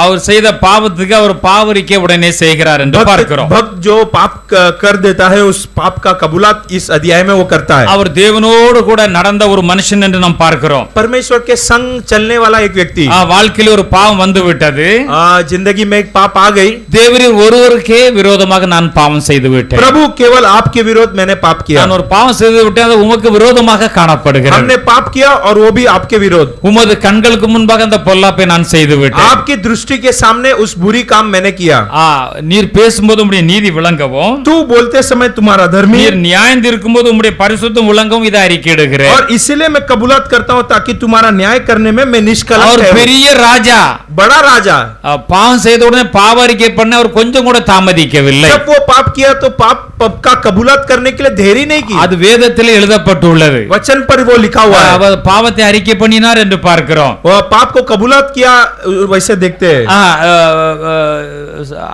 அதே சங்கீதத்திலே நீங்கள் 7ஆம் வசனத்தை வாசிக்கலாம். उसी 51 अध्याय में 7वां वचन, 8ஆம் வசனத்தை வாசிக்கலாம். 8वां वचन, நான் சந்தோஷமும் மகிழ்ச்சியும் கேட்கும்படி செய்யும் அப்பொழுது நீர் நொறுக்கின எறும்புகள் களி கூறும். நான் சந்தோஷம் என்ற பாவத்தை அறிக்கை செய்து விட்டு விட்டேன், हमने पाप का कबूलात तो कर दिया, நீர் இப்பொழுது நான் சந்தோஷம் மகிழ்ச்சியும் கேட்கும்படி செய்யும், और हम खुशी और आनंद के साथ रहने अभी मुझे अनुग्रह कर। அப்பொழுது இந்த பாவத்தினால் நீர் வந்து நொறுக்கின எலும்புகள் எல்லாம் களி கூறும் என்று तब எழுதப்பட்டுள்ளது. ये जो हड्डियां जो टूट गई है वो मगन होएंगे। அவர் என்ன சொல்லுகிறார்? क्या कहते हैं? இந்த பாவத்தை அறிக்கை செய்து விட்டு விட்டேன். हमारे पाप को हमने कबूल कर दिया। 7ஆம் வசனத்தில் அவர் சொல்லுகிறார், 7वां वचन में, நீர் என்னை ஈசோப்பினால் சுத்திகரியும், जूफा से मुझे शुद्ध कर, அப்பொழுது நான் சுத்தமாவேன். तब मैं पवित्र हो जाऊंगा। பாவத்தை நன்றாக அறிக்கை செய்து விட்டு விட்டேன் ஆண்டவரே, हे प्रभु मैंने पाप का कबूलात कर என்னை दिया, இப்பொழுது நீர் என்னை சுத்திகரியும், अब भी मुझे पवित्र என்னை करना, பரிசுத்தப்படுத்தும், मुझे पवित्र करो, என்னை கழுவியறலோ, मुझे शुद्ध करो, அப்பொழுது நான் உறைந்த மலையிலும் வெண்மையாய் ரொம்ப மிகவும் அழகாக மாறுவேன் என்று சொல்லுகிறார். तब मैं अधिक श्वेत बन जाऊंगा। இதிலிருந்து நமக்கு என்ன தெரிகிறது? इससे हमें क्या समझ आती है? அறிந்தோ அறியாமலோ பாவம் செய்து விட்டால் चाहे जान या अनजान पाप அதை किए நாம் तो உடனடியாக அறிக்கை செய்து நம்மை சுத்திகரித்துக் கொள்ள வேண்டும். उसे हम तुरंत जो है कबूलात करना है, அப்பொழுது ஆண்டவர் நம்மை ஒரு சுத்திகரிப்பார், तभी प्रभु हमें पवित्र करेंगे, அவர் நம்மை वो பரிசுத்தப்படுத்துவார். हमें पवित्र அப்படி करेंगे। நம்மை சுத்திகரித்து பரிசுத்தப்படுத்துகின்ற பொழுது पवित्र करने के बाद நாம் சந்தோஷம் மகிழ்ச்சியும் கேட்கும்படி அவர் செய்வார். हम खुशी और आनंद होने के लिए प्रभु अनुग्रह அந்த करेंगे। பாவத்தினால் உண்டான சாபங்கள் பிரச்சனைகள் எல்லாம் அதோடு நீங்கி நாம் சந்தோஷம் மகிழ்ச்சியும் அடைவோம் என்று எழுதப்பட்டுள்ளது. उस पाप के कारण जो होने वाली शाप से हम छुटकारा पाकर खुशी और आनंद के साथ रहेंगे। என் பாவங்களை பாராதபடிக்கு तुम पाप को न देखे உம்முடைய முகத்தை மறைத்து अपने मुंह को छुपाकर என் அக்கிரமங்கள் எல்லாம் நீ நீக்கிரல வேண்டும் ஆண்டவரே. मेरे अधर्मों को सारे हटा दो प्रभु। தேவனை சுத்திகரித்த நிலை தாரும். हे प्रभु शुद्ध हृदय मुझ में दे। அப்ப நம்முடைய வாழ்க்கையில் ஏதாவது பாவம் வந்து விட்டால் हमारे जिंदगी में भी कुछ पाप आ गए அதை तो அறிக்கை செய்து சுத்திகரித்துக் கொண்டு उससे कबूलात करके शुद्ध होकर, ஆண்டவரே சுத்திகரித்த நிலை தாரும். हे प्रभु शुद्ध हृदय मुझ में दो நிலைவரமான ஆவியின் உள்ளத்திலே புதுப்பியும். और एक अच्छी आत्मा मेरे मन में दीजिए। நான் ஒரு புதிதான ஆவி பெற்றவனாய் காணப்பட வேண்டும். एक नए आत्मा पाए हुए के समान हम रहना உம்முடைய चाहिए। சமூகத்தை விட்டு என்னை தள்ளி விடாதிரும் ஆண்டவரே. आपके समूह में से मुझे हटा मत दो। உம்முடைய பரிசுத்த ஆவி என்னிடத்திலிருந்து எடுத்துக்கொள்ளாதிரும். अपने पवित्र आत्मा को मेरे अंदर से निकाल मत दो। எவ்வளவு கவனமா கேட்டிருக்கிறார். कितना सावधान से भक्त ने पूछा है। வாசிக்கலாம் 10 வசனத்தை வாசிக்கலாம். 51:10 தேவனே உமது சுத்த இதயத்தை என்னில் சிருஷ்டியும் நிறைவளமான ஆவி என் உள்ளத்திலே புதுப்பியும் தேவனே சுத்த இதயத்தை என்னிலே சிருஷ்டியும் हे परमेश्वर मेरे अंदर शुद्ध मन उत्पन्न कर, நிலைவரமான ஆவியின் உள்ளத்திலே புதுப்பியும். मेरे भीतर स्थिर आत्मा नए सिरे से उत्पन्न कर। எப்போதும் பரிசுத்த ஆவியானவர் என்னோட இடைப்பட்டு கொண்டிருக்க வேண்டும் என்று வேண்டிக் கொள்ளுகிறார். और ये चाहते हैं कि सदैव पवित्र आत्मा मेरे अंदर बातें करते रहना है। உங்களுடைய சமூகத்தோடு என்னை தள்ளி விடாதிரும். आपके उपस्थिति मुझे फेंक मत दो। அவர் சொல்லுற உங்களுடைய சமூகத்தோடு ஆண்டவரை தள்ளி விடாதிரும். कहता है कि हे प्रभु आपके उपस्थिति से मुझे हटा मत दो। உங்களுடைய பரிசுத்த ஆவியை என்னை விட்டு எடுத்து விடாதிரும். आपकी आत्मा को भी मेरे से मत उठा लो। உங்களுடைய ரட்சத்தின் சந்தோஷத்தை திரும்பவும் எனக்கு தந்து उद्धार की हर्ष मुझ में फिर से दे। உற்சாகமான ஆவி என்னை தாங்கும்படி செய்யும். उद्धार आत्मा देकर मुझे संभाल। அப்பொழுது நான் சந்தோஷம் மகிழ்ச்சியும் கேட்கும்படி நீர் செய்வீர். तब मैं खुशी और आनंद के साथ रहने मुझे सिखा। அப்பொழுது எல்லா தீமைகளும் பாடுகளும் நீங்கி நான் சந்தோஷம் அடைவேன் என்று இங்கே तब சொல்லப்பட்டுள்ளது. सारे बुराई हटकर मैं खुशी और आनंद के साथ रहूंगा करके लिखा हुआ है। அவர் நம் வேதத்திலே வாசிக்கின்ற பொழுது शास्त्र में पढ़ते समय ஏராளமான சங்கீதங்கள் அவர் எழுதியுள்ளார். बहुत सारे भजन संगीता को दाऊद ने அவருடைய लिखा है। வாழ்க்கையை பார்க்கின்ற பொழுது எப்போதும் கர்த்தருக்கு பயந்து நடக்கிற ஒரு மனுஷனாய் காணப்பட்டார். अपनी जिंदगी को देखेंगे तो प्रभु के डरा हुआ एक व्यक्ति है। பல விதமான யுத்தங்களுக்கு கடந்து செல்கின்ற பொழுது ஆண்டவரிடத்தில் ஜெபித்து கேட்டு ஆண்டவருடைய உத்தரவு பெற்று கடந்து சென்றார். कई युद्ध में जाते समय प्रभु से प्रार्थना करके आज्ञा पाकर युद्ध में गए। அவருக்கு விரோதம் எழும்பி அவரை கொலை செய்ய சவுல் தேடின போதும் சவுலை அவர் கையில் ஒப்பு கொடுத்த போதும் சவுலை அவர் கொல்லவில்லை. और जब भी परमेश्वर से जब उन्होंने आज्ञा पाकर शाऊल राजा भी उनके विरोध हुए, शाऊल राजा जब उनके काबू में आ गए तो भी शाऊल राजा को कुछ नहीं किए। கர்த்தரால் அபிஷேகம் பண்ணப்பட்டவர் நான் தொட மாட்டேன் என்று சொல்லிவிட்டார். प्रभु से अभिषेक पाए हुए को ऊपर हम हाथ नहीं बढ़ाएंगे। அவர் சந்தோஷம் மகிழ்ச்சியும் கேட்கும்படி ஆண்டவரிடத்திலே வேண்டிக் கொண்டார். खुशी और आनंद चाहते थे और परमेश्वर से उसकी विनती किए। சுத்த இதயத்தை எனக்கு தாரும் என்று வேண்டிக் கொண்டார். शुद्ध हृदय प्रभु दो ऐसा विनती किए। என்னிலே சிருஷ்டி அதாவது புதுதாக உள்ள இதயத்தை எனக்கு தாரும். मुझ में बना यानी कि नया हृदय बना ऐसा विनती किए। நிலவரமா எப்போதும் பரிசுத்த ஆவி என்னோட இருக்கட்டும் அதை எடுத்து விடாதிரும் ஆண்டவரே என்று வேண்டிக் கொண்டார். एक स्थिर आत्मा यानी कि कभी वो आत्मा मेरे से हट ना जाना चाहिए ऐसा आत्मा देना। உமது ரட்சணியத்தின் சந்தோஷத்தை திரும்பவும் எனக்கு தந்து आपकी उद्धार की खुशी और मगन वापस मुझे देकर உம்மோடு கூட நான் எப்போதும் இருக்க வேண்டும் என்று அவர் விரும்புகிறார். सदैव तुम्हारे साथ बने रहने के लिए मुझे अनुग्रह कीजिए। நீதிமொழிகள் 16 அதிகாரம் 6 வசனத்திலே नीति वचन 16 अध्याय वचन 6 में கர்த்தருக்கு பயப்படுகிறதினால் परमेश्वर को डर मानने के कारण மனுஷர் தீமை விட்டு விலகுவார்கள் என்று எழுதப்பட்டுள்ளது. मनुष्य बुराई से बचता है ऐसा लिखा हुआ है। நிறைய பேர் அறிஞ்சுமே பொய்யை சொல்லி விடுகிறார்கள். बहुत सारे लोग जानकर भी जानबूझकर झूठ बोलते हैं। அறிந்துமே களவு செய்து விடுகிறார்கள். जानकर भी चोरी करते हैं। அறிந்துமே மற்றவர்களை ஏமாற்றி விடுகிறார்கள். जानकर दूसरों को जो फंसाते हैं இதெல்லாம் அவர்கள் செய்கிறார்கள். ऐसे बात करते हैं। இப்படிப்பட்ட அறிந்துமே பொய்யை சொல்லுகிறார்கள். जानबूझकर झूठ बोलते हैं। இப்படிப்பட்ட காரியங்களை இவர்களிருந்து நீங்க வேண்டுமானால் ये सब कार्य आपसे हटना है तो இவர் பொய் சொல்லாமல் இருக்க வேண்டுமானால் बिना झूठ के रहना है இவர் तो களவு செய்யாமல் இருக்க வேண்டுமானால் अगर चोरी नहीं करना है तो மற்றவர்களை ஏமாற்றி எதுவும் வாங்காமல் இருக்க வேண்டுமானால் अगर किसी को झूठा फंसाकर बिना कुछ रहना है तो மற்றவர்கள் பொருள் மீது தேவையில்லாமல் ஆசைப்பட்டு அதை வஞ்சித்துக் கொள்ளாமல் இருக்க வேண்டுமானால் दूसरों की वस्तुओं पे वंचित करके चुराने उससे बचना है तो வசனம் என்ன சொல்லுகிறது? वचन क्या कहती है? கர்த்தருக்கு யார் பயப்படுகிறார்களோ जो भी प्रभु की डर मानते हैं, கர்த்தருக்கு பயப்படுகிறதினால் प्रभु को भय मानने से மனுஷர் தீமை விட்டு விலகுவார்கள் என்று எழுதப்பட்டுள்ளது. मनुष्य बुराई से बचता है। யார் கர்த்தருக்கு பயப்பட அவர் தான் தீமை விட்டு விலக முடியும். जो भी प्रभु की डर मानते हैं वही बुराई से बच सकते இப்ப हैं। நம்முடைய இருதயமே நம்மளோட பேசும். हमारा हृदय हमसे बात करेगी। நம்முடைய மனசாட்சி நம்மளோட பேசும். हमारी मन के विवेक हमसे बात நம்ம करेगी। எதில் பொய்யா இருந்திருக்கிறோம், हम किसमें झूठे थे, எதை களவு செய்திருக்கிறோம், क्या चोरी किए, எதில் மற்றவர்களுக்கு தீமை செய்திருக்கிறோம், किसमें दूसरों की बुराई की, எதில் மற்றவர்களுக்கு விரோதமா இருந்து கொண்டிருக்கிறோம், किसमें दूसरों के विरोध में है எப்படிப்பட்ட தீமைகளை செய்ய வேண்டும் என்று எண்ணிக்கொண்டிருக்கிறோம். और कैसे बुराई आगे करना है सोच रहे हैं। இந்த வேத வசனத்தை கேட்கும்போது நம்முடைய உள்ளத்திலே ஒரு உணர்வு உண்டாகும். ये वचन जब आप लोग अभी सुनते हो तो अब भी आपके मन में एक सून आएगी। அப்படி தேவனுக்கு பிரியமில்லாத காரியங்கள் இருக்குமானால் यदि परमेश्वर के अप्रिय बात कुछ है तो அதை நம்மை விட்டு உடனே வெளியேற்றி விட வேண்டும். उसे तुरंत अपने आप से फेंक देना है। அறிக்கையை சுத்திகரித்துக் கொள்ள வேண்டும். कबूलात कर कर ठीक करना है। அதோட மாத்திரம் நின்று விடாமல் उधर ही न रुके। கர்த்தர் என்ன செய்ய சொல்லி இருக்கிறார், प्रभु ने क्या करने बोला है, அவருடைய பிரமாணங்கள் என்ன, उनके व्यवस्था क्या है, அவருடைய கற்பனைகள் என்ன, उनकी आज्ञा क्या அவர் है, நமக்கு எதை கட்டளையிட்டு இருக்கிறார்? प्रभु ने क्या सिखाया। ஒரு தேவனுடைய பிள்ளை என்றால் अगर प्रभु का व्यक्ति है तो அவன் எப்படி ஜீவிக்க வேண்டும்? वो कैसे जिंदगी அவன் बिताना எப்படி है, கர்த்தரை காணப்பட வேண்டும்? कैसे प्रभु के सामने दिखाई நாம் देना है। கர்த்தரை வஞ்சிக்கிறவர்களாய் இருக்க கூடாது. प्रभु की वंचित नहीं करना है। தேவன் எல்லாவற்றையும் அறிந்திருக்கிறார். प्रभु सब कुछ जानता है, நம்முடைய வாழ்க்கையை அறிந்திருக்கிறார். हमारा जिंदगी जानता அவர் है, நம்மை ஆசீர்வதித்து உயர்த்துவதற்கு போதுமான காரியங்களை வேதத்தில் எழுதி வைத்திருக்கிறார். हमारे जिंदगी को आशीष करने की काफी की बातें वचन पर लिखा हुआ है। அவரே வேலை தருகிறார், वही काम देता है, அவரே சம்பாத்தியத்தை தருகிறார். वही तनख्वाह देता है, அதிலிருந்து அவரை நாம் கனப்படுத்த வேண்டும் என்று ஆண்டவர் சொல்லுகிறார். उसमें से हम उनके सम्मान करना है। அப்படி கனப்படுத்துகின்ற பொழுது वैसे सम्मान करते समय வானத்தின் பலகணிகளை திறந்து உங்களை இடம் கொள்ளாமற் போகும் மட்டும் ஆசீர்வதிப்பேன் என்று ஆண்டவர் சொல்லி இருக்கிறார். और स्वर्ग के भंडार के दरवाजों को खोलकर जगह काफी नहीं है उतना आशीष वो देंगे। உங்களுக்கு ஏராளமான ஆசீர்வாதம் வேண்டும் என்றால் கர்த்தருடைய கற்பனைகளை கட்டளைகளை நியமங்களை நீங்கள் கை கொண்டதை நிறைவேற்ற வேண்டும். यदि आप लोग को बहुतायत आशीष पाना है तो प्रभु की आज्ञा, प्रभु की बातें, प्रभु की व्यवस्था ये सारे की पालन करो। அப்படி செய்யாவிட்டால் நீங்கள் அதற்கான ஆசீர்வாதத்தை பெற்றுக்கொள்ள முடியாது. अगर ऐसे नहीं करोगे तो आप लोग प्रभु के आशीर्वाद இது नहीं पा எழுதப்பட்ட सकते। தேவனுடைய வார்த்தைகள் क्योंकि ये सब लिखा हुआ बातें हैं। தேவனுக்கு பிரியமாய் நடக்க ஆரம்பித்து விட்டால் प्रभु की प्रिय जिंदगी जिएंगे நம்முடைய तो காரியங்கள் எல்லாவற்றையும் தேவனாக கர்த்தர் பார்த்து கொண்டிருக்கிறார். हमारे कार्य सब बातें प्रभु देखते அவர் हैं। வானத்தின் பலகணிகளை திறக்கின்ற பொழுது स्वर्ग के दरवाजों को खोलते समय அது எப்படி வரும் என்று நமக்கு தெரியாது. वो कैसा आएगी हमें मालूम नहीं। அவர் அதிசயமானவர், அற்புதமானவர், वो आदिश्य करने वाला और अद्भुत प्रभु है। அவர் उண்மை உள்ளவர், वो सच्चा प्रभु है। அவர் சொன்னதை நமக்கு எல்லாவற்றையும் நிறைவேற்ற போதுமானவர். जो वो कहता है वो पूरा करने के लिए काफी है। அவருடைய பிரச்சனை எங்கே வருகிறது? तो समस्या किधर आती है? நாம் தான் தவறு செய்கிறோம். गलती हम करते, அவருடைய சித்தத்தை செய்கிறதில்லை. उनकी इच्छा को नहीं करते, அவர் சொல்லியிருக்க வார்த்தை நிறைவேற்றுகிறதில்லை. उनके वचन को पूरा नहीं करते। ஆண்டவர் எனக்கு வானத்தை திறவும் என்றால் ஆண்டவர் வானத்தை திறக்க फिर மாட்டார். हे प्रभु स्वर्ग के दरवाजा खोलो तो नहीं खोलेंगे। நீங்கள் இப்படி செய்தால் வானத்தின் பலகணிகளை திறந்து இடம் கொள்ளாமற் போட்டும் ஆசீர்வாதத்தை கட்டளையிடுவோம் என்று ஆண்டவர் சொல்லி இருக்கிறார். ऐसे ऐसे तुम करोगे तो स्वर्ग के दरवाजा खुलेगी और तुमको आशीष करेगी करके ऐसा लिखा हुआ அவன் है। கர்த்தருடைய வசனத்தை கேட்கிற தேவனுடைய பிள்ளைகள் प्रभु के वचन सुनने वाले प्रभु के लोगों மெய்யாகவே கர்த்தருக்கு பயந்து எல்லா காரியங்களும் சரியாக நாம் செய்ய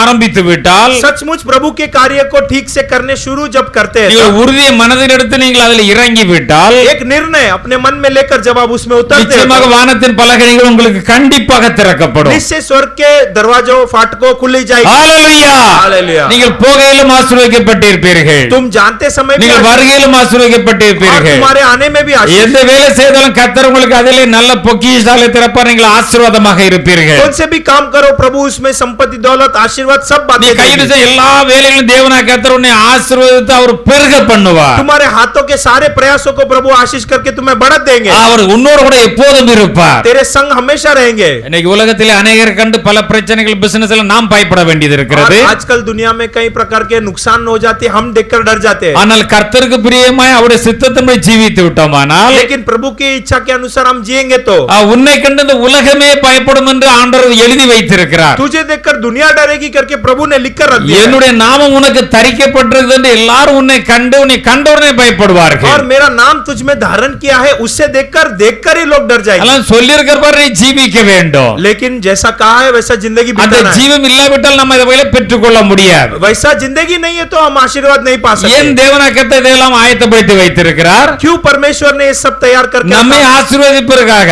हमें आशीष करने, நம்மை உயர்த்துவதற்காக, हमें ऊंचा करने மென்மேலும் அவருடைய பிள்ளைகளை நாம் செழிப்புள்ளவர்களாய் இருப்பதற்காக, और भी हरियाली हम प्रभु के समूह में उनके समान रहे அவருக்காக கொடுக்க உழைக்க பல காரியங்கள் கொடுப்பதற்காக ஆண்டவர் நம்மை வைத்திருக்கிறார். और उनके लिए देने, उनके लिए सुसमाचार करने, उनका सेवा करने, कई बातों அவர் करने। நம்மை ஆசீர்வதிக்கத்தக்கதாக நாம் ஆண்டவருக்கு செய்ய வேண்டும். हम उनका आशीर्वाद पाए तो उनके समान हम काम भी करना है। நீங்க தாராளமாய் ஆண்டவர் கொடுத்து யாரும் கெட்டு போனதில்லை என்று வேதமே சொல்லுகிறது. शास्त्र कहती है देकर जो है आशीष नहीं पाया ऐसा कोई भी नहीं। நிறைய நம்மகிட்ட இருந்தும் பிசினத்தனம் பண்ணுவார் தான் வறுமை அடைவார் என்று இது புரியாத புதிராக ஆண்டவர் எழுதி வைத்திருக்கிறார். और जो बहुताई रहकर भी कंजूस करने वालों को फिर वो प्रभु आशीष नहीं करता है। இப்ப நம்ம நிறைய இருக்கிறது, अभी बहुत है, கொஞ்சம் தான் கொடுக்கிறோம், थोड़ा ही देते, அப்ப நம்ம நிறைய தானே இருக்கணும் तो हमारे पास बहुत ही बचा रहेगा। இல்லை? ஆனா ஆண்டவர் என்ன சொல்லுகிறார்? लेकिन प्रभु क्या कहते हैं? பிசினத்தனம் பண்ணியும் வறுமை அடைவார் உண்டு என்று ஆவியானவர் எழுதி வைத்திருக்கிறார். और तू कंजूस करके तू जो है कमी में चले जाएगा ऐसा आत्मा परमेश्वर लिखा हुआ है। அவர்கள் தாராளமாய் கொடுத்தும் அவர்கள் விருத்தி அடைவாரும் ஏராளமாய் பெற்றுக்கொள்ளவும் ஆண்டவர் எழுதி வைத்திருக்கிறார். और जो मन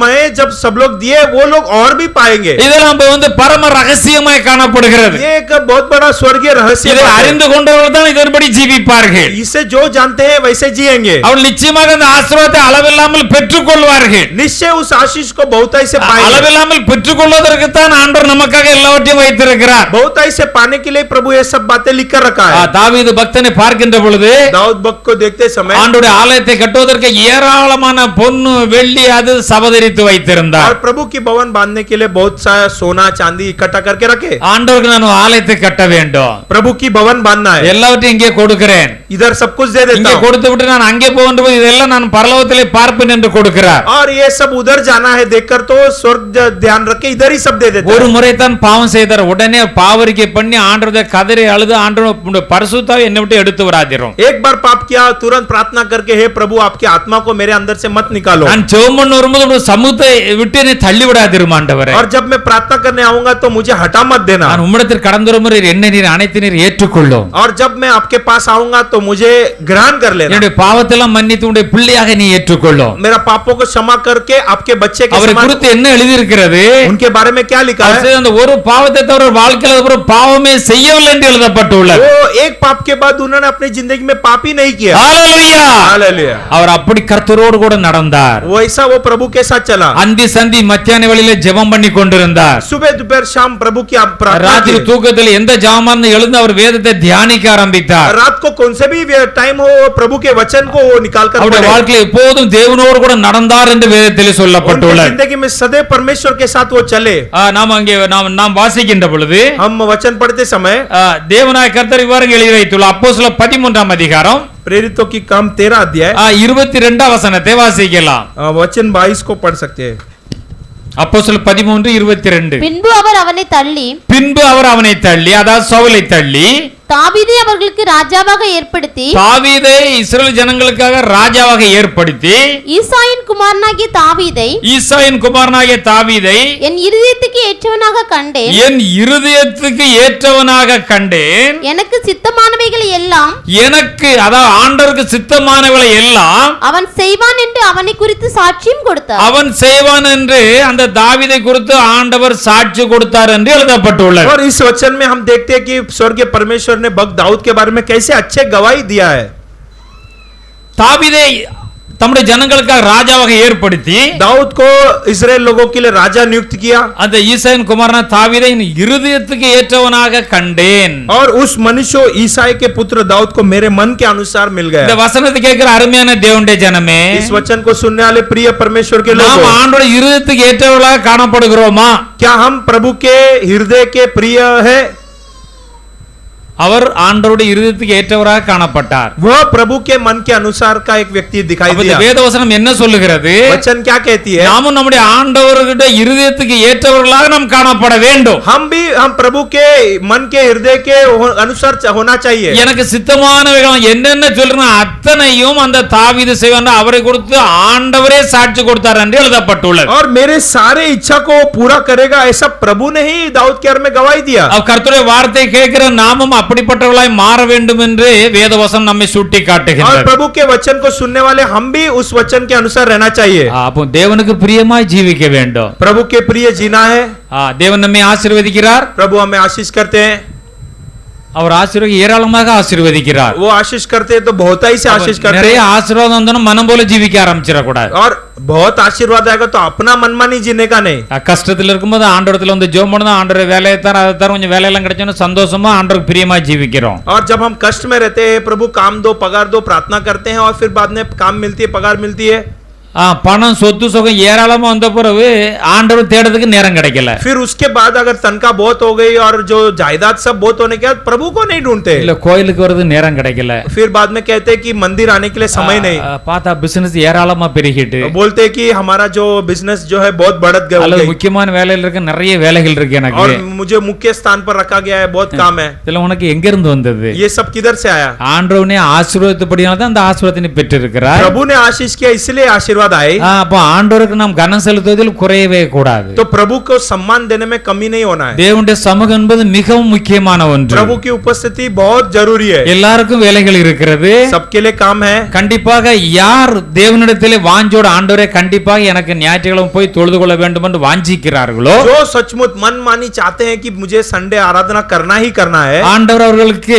அதை ஆயத்தப்படுத்தி கொடுக்கிறார். प्रभु जो है उसकी मार्ग को, प्रभु उसकी व्यवस्था को करते हैं. அதே ஆண்டவர் தானே செய்கிறார். वो भी प्रभु ही करते இந்த हैं. உலகமே அவருக்குள்ளதானே. ये दुनिया ही उनका है. உண்டாயிருக்கிற அத்தனை ஆபீஸ்களும் அத்தனை தொழிற்சாலை எல்லாமே ஆண்டவருக்குரியதானே. जितने भी दफ्तर, जितने भी फैक्ट्री, सब उन्होंने ही बनाया. யார் விரும்புகிறார்களோ அவர்களுக்கு செய்கிறார். जो चाहते हैं उनको होती है. அநேகர் ஆண்டவருடைய ஆராதனை அசட்டை பண்ணி விடுகிறார்கள். बहुत लोग आराधना को तुच्छ मानते हैं.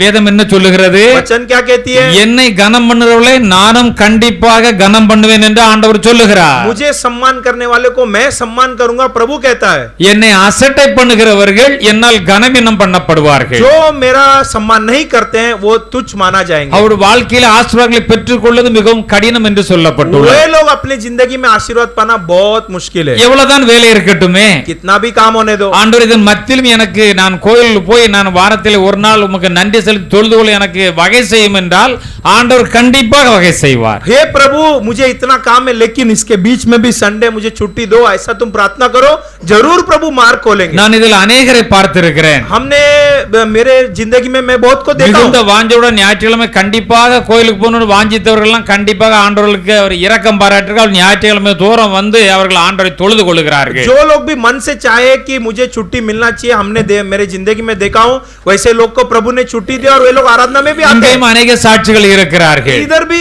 हमारे ब्रांच में भी. ஹalleluya. हालेलुया. தேவன் எல்லாவற்றையும் செய்ய போதுமானவராய் இருக்கிறார். प्रभु सब कुछ करने के लिए वो लाभदायक है. நாம் அவரோடு சேர்ந்து நடக்க வேண்டும் என்று ஆண்டவர் விரும்புகிறார். अब प्रभु ये चाहते हैं कि हम उनके साथ चले, அவருடைய சித்தத்தை நாம் செய்ய வேண்டும் என்று அவர் விரும்புகிறார். उनकी इच्छा को पूरी करे, यही वो चाहता है. அப்படி நாம் செய்கின்ற பொழுது वैसा हम करते समय எழுதப்பட்ட அத்தனை ஆசீர்வாதங்கள் நமக்கு வரும் என்று ஆண்டவர் சொல்லுகிறார். लिखा हुआ सारा आशीर्वाद हमारे लिए वो आएगी. அதனால தாவீது இவ்வளவு பெரிய ஆசீர்வாதங்களை பெற்றுக்கொண்டார். दाऊद ने इतना बड़ा आशीर्वाद को पाया. அவருடைய குமாரனாகிய சாலமோனை குறித்து பார்க்கின்ற பொழுது उनका पुत्र सुलेमान के बारे में देखते समय தன் தகப்பனாகிய தாவீதை போல जैसा अपने पिताजी दाऊद அவர் கர்த்தரை பூர்ணமாய் பின்பற்றாமல், वैसा पूर्ण रीति से जैसा पालन नहीं किया. நம்ம எல்லாருக்கும் தெரியும் சாலமோனை ஆண்டவர் அவ்வளவு ஆசீர்வதித்திருந்தார். हम सब जानते हैं सुलेमान को प्रभु ने बहुत आशीष दिया था. அவர் கொடுக்கப்பட்ட ஞானத்து போல உலகத்தில் அதுக்கு பிறகு யாருக்கும் கொடுக்கப்படல. सुलेमान को जिस हिसाब का ज्ञान, समझ, बुद्धि அதுல दिया गया, முன்னால இல்ல किसी को भी नहीं. பின்னால இல்லன்னு ஆண்டவர் சொல்லி இருக்கிறார். उसके पहले भी नहीं, उसके बाद में भी नहीं. ஏராளமான ஆஸ்திகள், बहुताई से धन संपत्ति. அவருடைய நாட்களில் வெள்ளி ஒரு பொருளாக எண்ணப்படல. उस जमाने में चांदी को एक समान ही नहीं माना गया. ஏராளமா அவருக்கு எல்லாமே இருந்தது. बहुत कुछ उनके पास था, ஆனால் அவர் கர்த்தருடைய வார்த்தையை சரியாக கை கொண்டு நடக்கவில்லை. लेकिन प्रभु के वचन को ठीक से पालन नहीं किया. 1 ராஜாக்கள் 11ஆம் அதிகாரம் 9 10 வசனங்களை வாசிக்கலாம். पहला राजा 11 अध्याय 9-10. 1 ராஜாக்கள் 11.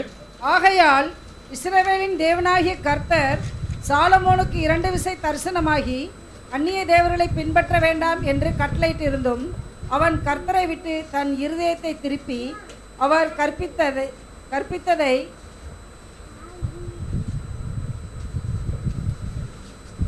கை கொள்ளாமல் போனதினால் கர்த்தர் அவன் மேல் கோபமானார். வேத வசனம் இங்கே என்ன சொல்லுகிறது? शास्त्र की वचन क्या कहती है? ஆகையால் இஸ்ரவேலின் தேவனாய் கர்த்தர் சாலமோனுக்கு 2 விசை தரிசனமானார். और सुलेमान को प्रभु ने 2 बार दर्शन दिए. ஏன் தரிசனமானார்? क्यों प्रभु ने दर्शन दिया? முதல் வசனத்திலே பார்க்கின்ற பொழுது उसके पहले वचन को आप देखते समय, ராஜாவாகிய சாலமோன் और राजा सुलेमान பார்வோனின் குமாரத்தையே நேசித்ததுமல்லாமல் மோவாபியரும் அம்மோனியரும் ஏதோமியரும் சீதோனியரும் ஏத்தியருமாகிய அந்நிய ஜாதியான அநேகம் ஸ்திரீகள் மேலும் ஆசை வைத்தான். और उन दोनों सुलेमान ने यरूशलेम के समान पहाड़ में मोआबियों के कमुश नामक घृणित देवता के लिए अमोनियों और ऐसे लोगों पर उसने प्रिय रखा. இப்படி பாவமுள்ள ஜாதி பக்கத்தில் நீங்கள் போகக்கூடாது, அங்கிருந்து நீங்கள் விவாகம் பண்ணக்கூடாது, நீங்கள் இப்படிப்பட்ட ஜனத்தை விட்டு விலகிறீர்கள், நீங்கள் தேவனுக்கு பரிசுத்த ஜனம் என்று ஆண்டவர் சொல்லி இருந்தார். प्रभु ने पहले ही वादा दिया था, ऐसे पाप की जाति से दूर रहना और इनसे तुम जो है लड़की लेना मत और लड़की देना मत और ऐसे लोग के साथ संबंध मत रखो. அவருடைய ஞானத்தை நீதிமொழிகள், பிரசங்கி என்று ஏராளமாக எழுதப்பட்டுள்ளது. और सुलेमान जो है नीति वचन और श्रेष्ठ गीत ये सब उन्होंने लिखा है. அதான் பார்த்தோம், பெரிய ஞானம் இருக்கலாம், வசதி இருக்கலாம், செல்வம் இருக்கலாம், ஆனபடினால அவங்க தேவனால தேவனுடைய பிள்ளைகள் தான் என்று சொல்லிவிட முடியாது. तो इससे हम ये समझ पाते हैं कि पैसा रहने दो या धन संपत्ति रहने दो, इससे प्रभु का प्रिय हम जज नहीं कर सकते. அவர்கள் கர்த்தருடைய வழிகளில் நடக்கிறார்கள் என்று சொல்லிவிட முடியாது. हम ये भी स्पष्ट नहीं कर सकते कि वे लोग प्रभु के मार्ग में चलते हैं इसलिए उनके पास पैसा है. தேவனுக்கு பிரியமில்லாத காரியத்தை அந்நிய ஸ்திரீகளும் இவன் விவாகம் பண்ணினபடினால், और इन्होंने प्रभु के उल्लंघन किया और अन्य स्त्रियों से विवाह किया. பெரிய ராஜா ஏராளமா எல்லாம் செல்வ செழிப்பு ஏகப்பட்டது, அதாவது கணக்கு இல்லாம எல்லாமே இருக்கிறது. और हिसाब नहीं, उतना पैसा जमीन जायदाद सब कुछ है इनके पास. அதனால இருதயம் கொஞ்சம் மேட்டி மடைஞ்சிருக்கு. लेकिन इसलिए हृदय में थोड़ा घमंड आ गया. சாலமோன் வயது சென்ற போது, जब उम्र हो गया அதுவரையிலும் ஓடிக்கொண்டிருந்தது, तब तक चल रही थी. அவனுடைய மனைவிகள் அவன் இருதயத்தை அந்நிய தேவர்களை பின்பற்றும்படி சாய பண்ணினார்கள். और उनके पत्नियों लोग ने ऐसा काम किया कि सुलेमान अन्य देवताओं की पूजा मतलब स्मरण करने लगा. அந்நிய தேவனை வணங்க கூடாதல்லவா? अन्य प्रभु की जो है हम प्रणाम नहीं करना है. அதனால் அவனுடைய இருதயம் தகப்பன் இருதயத்தை போல கர்த்தரிடத்தில் உத்தமமாய் இருக்கவில்லை. इसलिए जैसा उनके पिता दाऊद जैसा थे वैसा सुलेमान का हृदय नहीं था. சாலமோன் தன் தகப்பனாகிய தாவீதை போல और सुलेमान अपने पिताजी दाऊद जैसा கர்த்தரை பூரணமாய் பின்பற்றவில்லை. प्रभु को पूर्ण रीति से जो पालन नहीं किया. எப்படி பின்பற்றவில்லை? कैसा पालन नहीं किया? பூரணமாய் பின்பற்றவில்லை. पूर्ण रीति से जो है उन्होंने पालन नहीं கொஞ்சம் किया. பேருக்கு அறகுறையா பின்பற்றி விட்டார். नाम के लिए आधा अधूरा. அநேக மக்கள் அப்படித்தான் பேரளவில் கிறிஸ்தவர்களா இருக்கிறார்கள். बहुत सारे लोग आज ऐसे ही है, नाम के लिए मसीहा. ஆலயத்தை ஒரு பொருட்டாக எண்ணாமல், भवन को एक ऐसा नाम के लिए मानते हैं. ஆராதனை ஒரு பொருட்டாக எண்ணாமல், आराधना के लिए भी जो है सम्मान नहीं देते. ஆண்டவருடைய கிருபை ஒரு பொருட்டாக எண்ணாமல், प्रभु की अनुग्रह को भी एक ये नहीं मानते. தங்கள் மனம் போல ஜீவிக்கிறார்கள். मन के हिसाब से जीते. மற்ற ஜாதியான மக்களோடு சேர்ந்து அவர்களுடைய காரியங்களை கற்றுக்கொண்டு அதன்படி ஜீவிக்கிறார்கள். दूसरे अन्य व्यक्ति दोस्त लोग के साथ मिलकर उनके जैसा हो जाते. அப்படியானால் நாம் எப்படி தேவ ஆசீர்வாதத்தை பெற்றுக்கொள்ள முடியும்? ऐसा है तो हम कैसा आशीर्वाद पा सकता है? அங்க பாருங்க, அவர் தாவீது ஒரு பாவம் செய்தார், அறிக்கை பண்ணி அதுக்கு பாவம் செய்யாமல் தேவனுக்கு பிரியமான மனுஷனாய் இருந்தார். देखो दाऊद ने एक पाप तो किया लेकिन उसके बाद कबूलत पाकर प्रभु का प्रिय जिंदगी இந்த बिताया. சாலமோனும் அப்படி காணப்படாதபடிக்கு தேவனுடைய வாக்கை மீறி இவர் செய்தபடினால் அந்த ஸ்திரீகள் விக்கிரகாரம் செய்யும்படி இவரை நடத்தி விட்டார்கள். लेकिन देखो सुलेमान ने ऐसा नहीं, उनकी पत्नियां ने उनको मन बहलाकर जो मूर्ति पूजा करने में चला गया. ஆண்டவர் இரக்கமுள்ளவர், அன்புள்ளவர் தான். प्रभु दयालु है, प्रेमी है. அவர் இரண்டு விசை தரிசனமாகி அவரை எச்சரித்தார். 2 बार दर्शन दिए और चेतावनी भी दिए. நீ அந்நிய தேவர்களை பின்பற்ற வேண்டாம், வணங்க வேண்டாம் என்று ஆண்டவர் அப்பொழுது எச்சரிக்கிறார். तू अन्य देवता की पूजा मत करना, प्रणाम मत करना, प्रभु ने चेतावनी दिया. பாவம் செய்கின்றவர் தவறு செய்ய இப்படி செய்யாதே என்று இரண்டு விசை அவருக்கு தரிசனமாகி சொல்லுகிறார். 2 बार यहोवा ने दर्शन देकर कहा कि तो ऐसा काम मत करना. அப்படி கட்டளையிட்டு இருந்தும் आज्ञा देने के बावजूद அந்த சாலமோன் கர்த்தரை விட்டு தன் இருதயத்தை திருப்பிட்டான். पर सुलेमान ने अपने हृदय को प्रभु की ओर से घुमा दिया. அப்ப கர்த்தருடைய வார்த்தையின்படி யார் நடக்க மாட்டார்கள்? और प्रभु के वचन के अनुसार कौन नहीं चलते? கர்த்தரை விட்டு தன்னுடைய இருதயத்தை யார் மாற்றி வேற திசையில கொண்டு போய் விடுகிறார்களோ, जो भी अपने हृदय को प्रभु की दिशा की ओर से दूसरा दिशा फैलते वे लोग அவர்கள் கர்த்தருடைய சித்தத்தை செய்ய वे மாட்டார்கள். लोग प्रभु की इच्छा को पूरा नहीं कर पाएंगे. கற்பித்ததை கைக்கொள்ளாமற் போனதினால், जो भी प्रभु ने सिखाया वो नहीं किया, इसलिए ஆண்டவர் எச்சரித்து நீ எதை செய்ய வேண்டும் என்று சொன்னதே இவன் கைக்கொள்ளாமற் போனதினால் प्रभु ने जो भी कहा उसे इन्होंने पालन नहीं किया, इसलिए அவன் மேல் கோபமானார். प्रभु उनके ऊपर गुस्सा हुआ. அவனுக்கு விரோதமாக இரண்டு விரோதிகளை வேற ஆண்டவர் ஏற்படுத்தி விட்டார். उनके विरोध में 2 शत्रुओं को प्रभु ने खड़ा कर दिया. நாம் பின்னால் உள்ள சரித்திரத்தை நாம் அறிந்திருக்கிறோம். और आगे के उनके चरित्र हम जानते हैं. தேவனுடைய ஆசீர்வாதத்தை அந்த அளவில் பெற்றுக்கொள்ளவில்லை. प्रभु के आशीर्वाद को उतना तक नहीं நாம் पाया. அப்படி சிம்சோனை குறித்தும் பார்க்கிறோம். भक्त शिमशोन के बारे में भी देखते हैं. சிம்சோனை குறித்து பார்க்கணும், அவனை குறித்து மேன்மையான, அவன் பிறக்க முன்பாகவே மேன்மையான ஒரு ஆசீர்வாதத்தோடு தான் அவன் பிறந்தான். और जब शिमशोन के जन्म के पहले ही बड़े बड़े आशीर्वाद उनके बारे में लिखी थी. அவன் உயிரோடு இருக்கும் நாளெல்லாம் கர்த்தருக்கு அவன் நசரேயனாக இருக்க வேண்டும், தலைமயிறு இருக்க வேண்டும், அவன் தேவனுக்கு என்று ஊழியம் செய்ய வேண்டும். जब तक वो जिंदा है वो नाजरी कहलाया जाएगा और जो सर के बाल काटने नहीं जानी चाहिए.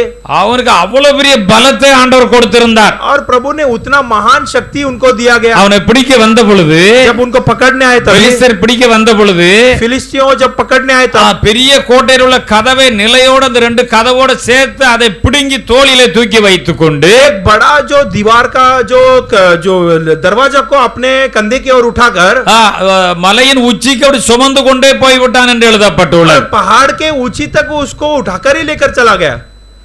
எவ்வளவு பெரிய பலத்தை ஆண்டவர் கொடுத்திருந்தார். कितना बड़ा बल प्रभु ने दिया। யாரும் சிம்சனை மேற்கொள்ள முடியாது. कोई भी सिमसोन के झगड़ा नहीं कर எந்த सकता। ஒரு காரணமும் சிம்சன் மேல் தேவ ஆவியானவர் அப்படி இறங்குவார். जैसे ही प्रभु की आत्मा सिमसोन के ऊपर उतरता है, அவன் பெரிய வல்லமை உள்ளவனாய் மாறுவான். एक बड़ा सामर्थी व्यक्ति बन பாருங்க, जाता है। ஒரு கழுதையுடைய எலும்பு எடுத்து 1000 பேரை கொன்று போட்டார். एक गधे का हड्डी लेकर 1000 लोग को मारा, கர்த்தர் கூட இருக்கிறார். क्योंकि प्रभु साथ में அவருடைய வல்லமை கூட இருக்கிறது. उनके सामर्थ साथ में। இவ்வளவு பெரிய ஆசீர்வாதத்தை பெற்றவன் इतना बड़ा आशीर्वाद को पाया हुआ व्यक्ति ரொம்ப கவனமாக அவன் இருந்திருக்க வேண்டும். बहुत सावधान से रहना चाहिए था। கர்த்தருடைய சித்தத்தை அவன் செய்யாதபடியினால் लेकिन प्रभु का इच्छा नहीं किया, அவனுடைய इसलिए நிலைமை எவ்வாறு மாறி போய்விட்டது उनका हालत कैसा हो गया அதை நாம் அறிந்திருக்கிறோம். हम जानते हैं। அவன் இஸ்ரவேலை 20 வருஷம் நியாயம் விசாரித்தான். इजराइल को 20 वर्ष उन्होंने न्याय किया அவன் 20 வருஷம் பெலிஸ்தரின் நியாயாதிபதியாக இருந்தான். और 20 वर्ष इजराइल के वो एक न्यायी कहलाया गया।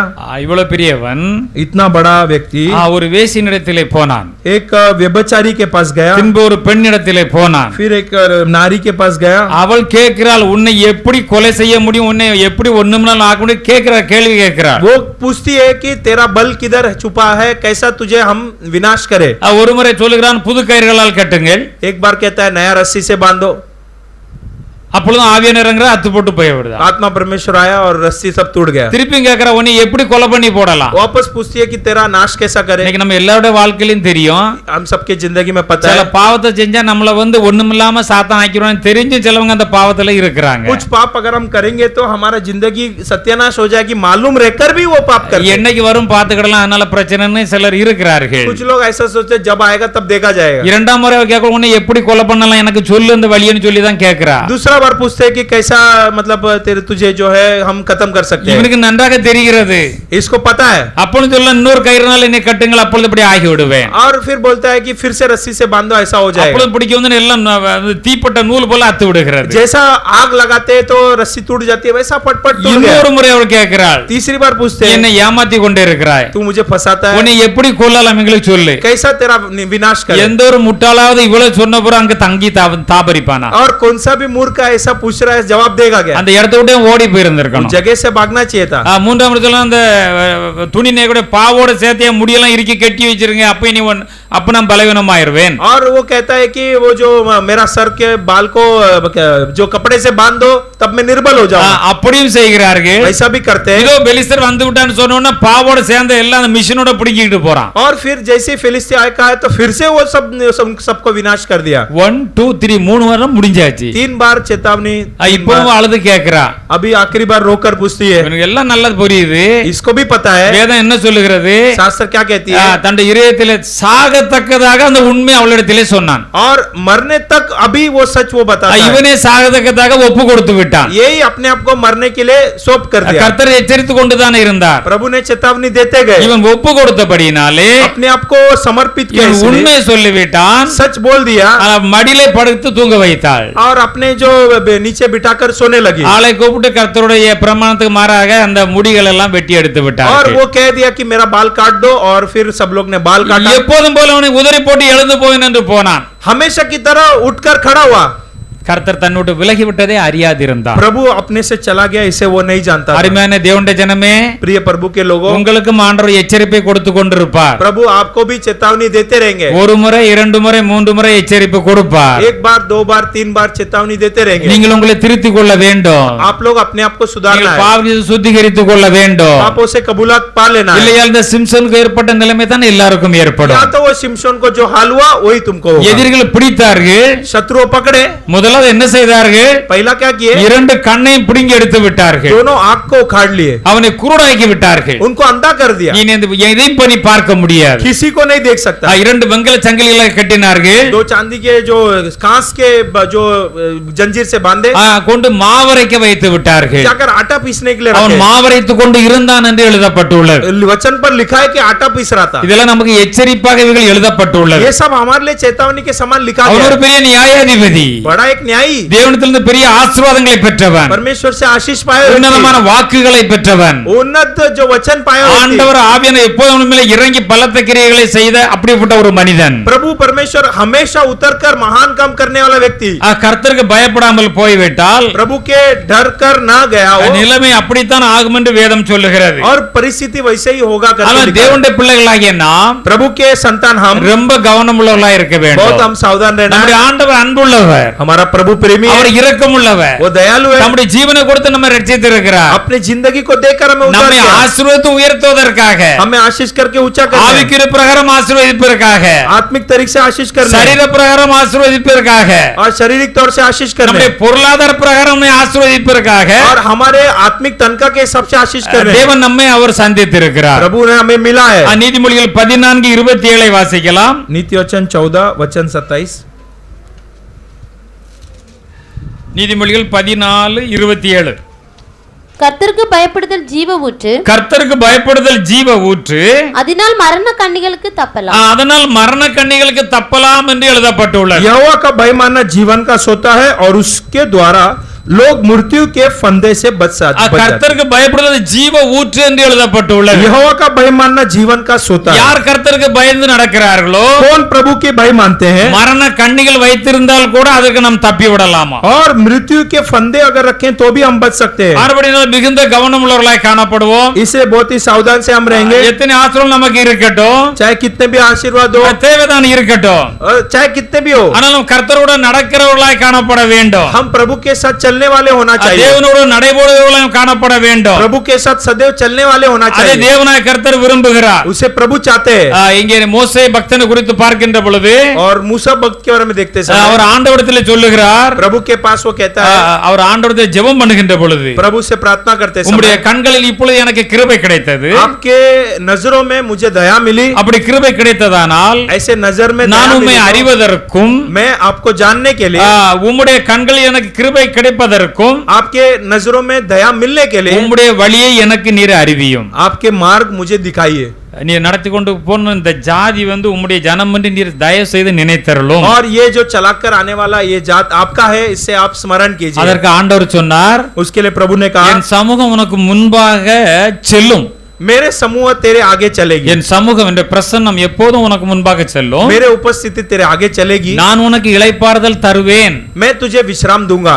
நான் உன்னை கொண்டு இந்த ஜனத்தை நடத்தி கொண்டு செல்லுவேன். मैं तुझसे लेकर इस प्रजा को आगे बढ़ाऊंगा। அப்பொழுது மோசே என்ன சொல்லுகிறார்? तब मूसा क्या कहता है? அப்பொழுது மோசே ஆண்டவரை நோக்கி, मूसा प्रभु को देखकर, உம்முடைய சமூகம் அல்லது உம்முடைய பிரசன்னம் என்னோடு கூட செல்லாமற் போனால் यदि आपका उपस्थिति मेरे साथ न चले, எங்களை இவ்விடத்திலிருந்து நீர் கொண்டு போகாதீரும். हमको यहाँ से मत लेकर चलना। ஆண்டவரே, நாங்கள் போனால் உம்முடைய சமூகம் எங்களோடு கூட வர வேண்டும். अगर हम जाए तो आपकी उपस्थिति हमारे இந்த साथ रहना ஜனங்கள் चाहिए। அவ்வப்பொழுது பாவம் செய்து விடுகிறார்கள், लोग बार बार पाप करते நீர் हैं, மன்னிக்கிறீர், आप माफ करते हो। இப்பொழுது இந்த சமூகம் உனக்கு முன்பாக வரும் என்று சொல்லுகிறீர். आप कहते हो कि मेरा उपस्थिति तेरे ஆண்டவர், आगे நீர் जाएगी। எங்களோடு வராவிட்டால் எங்களை அந்த இடத்துக்கு நீர் அனுப்பாதீரும். यदि आप हमारे साथ नहीं है तो आप हमें उस जगह पर நம்ம मत लेकर। அப்போஸ்தலனாகிய பவுலை குறித்து பார்க்கின்ற பொழுது प्रेरित पौलुस के बारे में देखते அவர் समय கர்த்தருக்காக எத்தனை பாடுகளை प्रभु அனுபவித்தார், के लिए कितना बोझ उठाया, அத்தனை காரியங்களும் கர்த்தருக்காக அனுபவித்தார். प्रभु के लिए उतना सारा कार्य को किया, அதில் அவர் மிகுந்த சந்தோஷமாக காணப்பட்டார். उसमें बहुत वो खुशी के साथ दिखाई दिया। தேவனுக்கென்று அவர் அதை செய்தபடியினால் लेकिन प्रभु के लिए किया, इसलिए அவர் மிகுந்த சந்தோஷமாய் அதிலே காணப்பட்டார். बहुत ही खुशी उसमें उसको दिखाई அந்த दिया। ஊழியத்திலே பலவிதமான பாடுகள், நெருக்கங்கள், பிரச்சனைகள் மத்தியிலும் सेवकाई में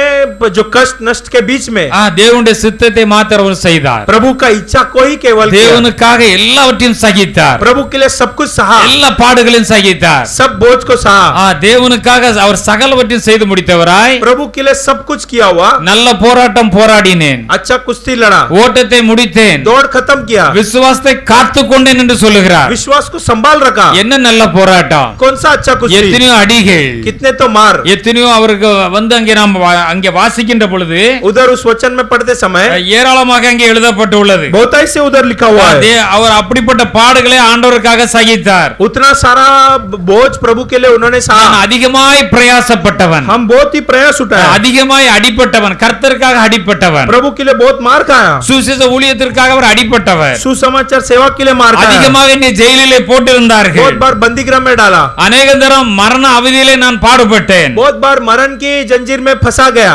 1 கொரிந்தியர் 40 தரம் சவுக்கு கொண்டு அடி அடி என்று அடித்தார்கள், और कम से कम 40 बार मुझे लाठी से और उससे मारे, 3 पट्टे से தரம் मारे, மிலார்களால் என்னை அடித்தார்கள், बहुत बार जो जो बड़े बड़े वस्तु से मारे, ஒரு முறை எல்லாரும் சேர்ந்து கல்லெறிந்து செத்து போன என்று போட்டு और விட்டார்கள், एक बार पत्थरवाह करके मार दो करके फेंक दिए, 3 முறை கப்பல் சேதத்தில் நான் இருந்திருக்கிறேன், और 3 बार जो जहाज के जो मती में जब जहाज बिगड़ गया तभी मैं था, கடலினால் வந்த மோசங்கள், और जो समुद्र से लहरें से आने वाली, ஆறுகளினால் வந்த மோசங்கள், नदियों से आने वाली என் சுய विपत्ति, ஜனங்களால் வந்த மோசங்கள், मेरे लोगों से आने वाली विपत्ति, பட்டணங்களில் உண்டான மோசங்கள், और शहर में होने वाली विपत्ति, வனாந்தரத்தில் உண்டான மோசங்கள், जंगल में होने वाली विपत्ति, சமுத்திரத்தில் உண்டான மோசங்கள், समुद्र में होने वाली विपत्ति, கள்ள சகோதரத்தில் உண்டான மோசங்கள், दिखाई देने वाले भाइयों से होने वाली विपत्ति, இத்தனை மோசங்களிலும் इतने विपत्तियों में से பிரயாசத்திலும் प्रयासों में வருத்தத்திலும் और दुख में அநேக முறை கண் விழிப்புகளிலும் और बहुत से आग के जागे रहने में பசியிலும் தாகத்திலும் और भूखे में और प्यासे में நிறுவனத்தில் கூட நான் இருந்தேன், அது துணிமணி இல்லாம ரொம்ப கஷ்டப்பட்டேன், और बिना कपड़े का भी कई बार था, कष्ट उठाया, ஆனால் அவர் வெற்றி முழக்கம் இடுகிறார், लेकिन जीत की नारा लगाता है, ஆண்டவருக்காக நல்ல போராட்டம் போராடினேன், प्रभु के लिए हमने अच्छी कुश्ती को लड़ा, ஓட்டத்தை முடித்தேன், दौड़ को खत्म किया, விசுவாசத்தை காத்துக்கொண்டேன், विश्वास को संभाल रखा, அவர் என்னோட கூட இருக்கிறார், वो मेरे साथ है, எனக்காக வைத்திருக்கிற ஜீவ கிரீடத்தை நான் இங்கிருந்தே பார்க்கிறேன், मेरे लिए रखा हुआ जीवन का मुकुट इधर से அதை ही நான் देख रहा हूं, பெற்றுக்கொள்வேன், उसे पालूंगा, நான் மாத்திரமல்ல हम केवल नहीं, அவருடைய பிரசன்னத்தை விரும்புகிற நீங்கள் எல்லாரும் அதை பெற்றுக்கொள்வீர்கள், उसकी उपस्थिति को चाहने वाले आप सभी लोग நீங்கள் पाओगे, ஆண்டவருக்கு பிரியமாக மாத்திரம் ஜீவியுங்கள், केवल आप प्रभु के प्रिय जियो, ஆனபடிதான் கர்த்தருக்கு பயந்தவர் வழியில் நடக்கிறவன் எவனோ அவன் பாக்கியவான் என்று எழுதப்பட்டுள்ளது, इसलिए लिखा गया कि प्रभु के मार्ग में जो भी चलता है वो धन्य है, उसको प्रभु அவருடைய आशीष करे। வழிகளில் நடக்கிறவன், उनके मार्ग में चलने கர்த்தருடைய वाले, ஜீவியத்தை ஜீவிக்கிறவன், प्रभु की जिंदगी जीने वाले, கர்த்தரை போன்ற ஒரு ஜீவியத்தை ஜீவிக்கிறவன் प्रभु के समान एक जिंदगी जीने அவன் वाले, பாக்கியவான், वो धन्य है, அவன் ஆசீர்வதிக்கப்பட்டவன் என்று वो எழுதப்பட்டுள்ளது. आशीषित पाएगा। அருமையான தேவனுடைய ஜனமே, प्रिय प्रभु के लोगों, கர்த்தருடைய வார்த்தைகளை கேட்ட நீங்கள் யாவரும் प्रभु के वचन सुने आप सभी लोग, தேவனுக்கு பிரியமில்லாத காரியங்களுக்கு உங்களுக்கு சரி செய்து கொள்ளுங்கள், प्रभु के ना प्रिय बात होगी तो ठीक कर लो, ஆண்டவரோடு இணைந்து நீங்கள் எப்போதும் செயல்பட ஆயத்தமாயிருங்கள், प्रभु के साथ सदैव मिलकर रहने के लिए तैयार அதை हो, நீங்கள் ஆண்டவரிடத்தில் கேட்டு பெற்றுக்கொள்ளுங்கள், उसे प्रभु से पूछकर पालो, கேளுங்கள் அப்பொழுது உங்கள் சந்தோஷம் நிறைவா இருக்கும்படி பெற்றுக்கொள்ளுங்கள் தான் ஆண்டவர் சொல்லுகிறார். मांगो तब तुम्हें दिया जाएगा ताकि तुम्हारी खुशी की पूर्ण हो। யார் அவரிடத்தில் கேட்கிறார்களோ जो उनसे मांगते அவர்கள் சந்தோஷம் நிறைவா இருக்கும்படி பெற்றுக்கொள்வார் என்று ஆண்டவர் சொல்லி இருக்கிறார். उनकी खुशी पूर्ण हो जाएगी करके प्रभु कहते हैं। அவர் பூர்ண சர்க்குணராய் இருக்கிறார். वो संपूर्ण एक परमेश्वर है। நம்முடைய இருதயத்தை ஒரு சமூகத்திலே நாம் தாழ்த்துவோம், हमारे हृदय को उनके समूह में हम रखें, நொறுக்கி அவருடைய சமூகத்திலே ஒப்படைப்போம். उसे तोड़कर उनके उपस्थिति में வசனத்தை रखें। நடுங்கிறவனே நோக்கி பார்ப்பேன் என்று ஆண்டவர் சொல்லுகிறார். वचन को जो डरकर कांपता है उसी को मैं देखता இந்த हूं करके வசனத்தை प्रभु கை कहता கொண்டு है। நடக்கிறவனே நான் அதன்படி நடக்கிறவனை நோக்கி பார்ப்பேன். जो मेरा वचन का पालन करता है उसको ही मैं இந்த आशीष வசனத்தின்படி करूंगा। ஜீவிக்கிறவனை ஆசீர்வதித்து உயர்த்தி விடுவேன். और मेरे वचन के अनुसार जो जिएगा उनको आशीष करूंगा। அவனுக்காக வானத்தின் பலகணிகளை திறப்பேன். उसके लिए स्वर्ग के दरवाजों को खोलूंगा। அவன் கடன் வாங்க மாட்டான், கடன் கொடுப்பான். वो जो कर्ज लेगा नहीं लेकिन कर्ज देगा। அவன் போகையில் வருகையிலும் ஆசீர்வதிக்கப்பட்டிருப்பான். जाने और आने में आशीष पाएगा। சகல ஆசீர்வாதம் அவனுக்கு கொடுப்பேன் என்று ஆண்டவர் சொல்லி இருக்கிறார். सारा आशीष उनको दूंगा प्रभु ने कहा। ஆவிக்கிற வாழ்க்கையிலே நாம் ஒரு ஸ்டெப் வளர்ந்து பெருக வேண்டும். आत्मिक जीवन में एक कदम और आगे बढ़े। கர்த்தருக்காக நாம் எதையாவது செய்து முடிக்க வேண்டும். प्रभु के लिए कुछ तो करना चाहिए। இந்த உலகத்திலே கண்ணை மூடுகின்ற பொழுது பரலோகத்திலே கண்ணை திறக்க வேண்டும். इस दुनिया में आंख बंद करे तो स्वर्ग में ही आंख खोलना நம்முடைய है। எண்ணமும் சிந்தையும் அதுவாகவே இருக்க வேண்டும். हमारा सोच विचार वही रहना है। எத்தனை பிரச்சனைகள் வரட்டும், चाहे कितने भी समस्या ஆண்டவரிடத்துல ஒப்பு கொடுத்து प्रभु के पास समर्पित அவருடைய करके, வசனப்படி ஜீவிக்க ஒப்பு கொடுத்து उनके वचन को देखकर समर्पित ஜெபிக்கின்ற करके, பொழுது प्रार्थना करते समय அது மலை போல காணப்பட்டாலும் चाहे वो पहाड़ के समान அதை दिखाई பனி दे, போல் மாற்றி விடுவார் उसे ஆண்டவர். जो है प्रभु हरा पानी के समान बदल दे। பனி போல் மாற்றி விட பனி இருக்கும், வெயில் பட்ட உடனே மறைந்து போய்விடும். और जैसा जो बर्फ रहती है जब धूप पड़ती है तो बर्फ पिघल जाती है। வாழ்க்கையில் இப்படிப்பட்ட பிரச்சனைகள் இருக்கிறதே, पर जिंदगी में समस्या नहीं இதில் என்ன है। செய்ய போகிறோம், हम क्या करने वाले இது எப்படி ஆகும் என்று நாம் கவலைப்பட வேண்டிய அவசியமே இல்லை. ये कैसा होगा इसकी हम परेशानी न करें। அந்த கவலை தூக்கி என் மேல் வைத்துவிட ஆண்டவர் சொல்லிவிட்டார். उस परेशानियों को बोझ को उठाकर मेरे ऊपर அவர் நம்மை விசாரிக்கிற தேவன், वो हमें पूछताछ करने वाला நம்ம प्रभु है। எல்லா காரியத்திலும் பாதுகாக்கிற தேவன், सब बातों में हमें संभालने நம்மை वाला प्रभु நடத்துகிற है। தேவன், हमें चलाने वाला நமக்கு प्रभु है। வெற்றியை கட்டளையிடுகிற தேவன். हमें जीत देने वाला प्रभु இவை है। எல்லாவற்றிலும் इस सारे बातों நாம் में நம்மிடத்தில் அன்பு கூறுகிற நம்முடைய கர்த்தராகிய இயேசு கிறிஸ்துவினாலே हम हमारे ऊपर प्रेम करने वाला हमारे प्रभु यीशु से முற்றும் ஜெயங்கொள்ளவர்களாய் இருக்கிறோம். கொள்ளுவோம். हाँ पूर्ण जीत पाने वाले हैं। ஹalleluya. Hallelujah. நம்ம எல்லாத்துலயும் முற்றும் ஜெயம் கொள்ளுவர்களாய் இருக்கிறோம். सब बातों में हम जीत पाने वाले हैं। நம்மிடத்தில் அன்பு நம்ம கர்த்தர் இயேசு கிறிஸ்துவினால் அப்படி ஆகிறது. हमारे ऊपर प्रेम करने वाला यीशु से वैसा होता है। கர்த்தருடைய வசனத்தை நம்ம அவருக்கு ஒப்பு கொடுப்போம். प्रभु के वचन के अनुसार अपने आप को समर्पित करें, நம்மை பரிசுத்தப்படுத்திக் கொள்வோம். अपने आप को पवित्र करें, தேவனுக்கு பிரியமாய் ஜீவிப்போம். प्रभु के प्रिय जिए, அவரை போலவே ஜீவிப்போம். उनके समान जिए, ஆசீர்வாதத்தை நிறைவாய் பெற்றுக்கொள்வோம். आशीष को बहुताई से पाए। கர்த்தர் இந்த வார்த்தைகளை ஆசீர்வதிப்பாராக. प्रभु इस वचनों को आशीष करे। ஹalleluya. हालेलुया ஹalleluya. हालेलुया ஹalleluya. हालेलुया।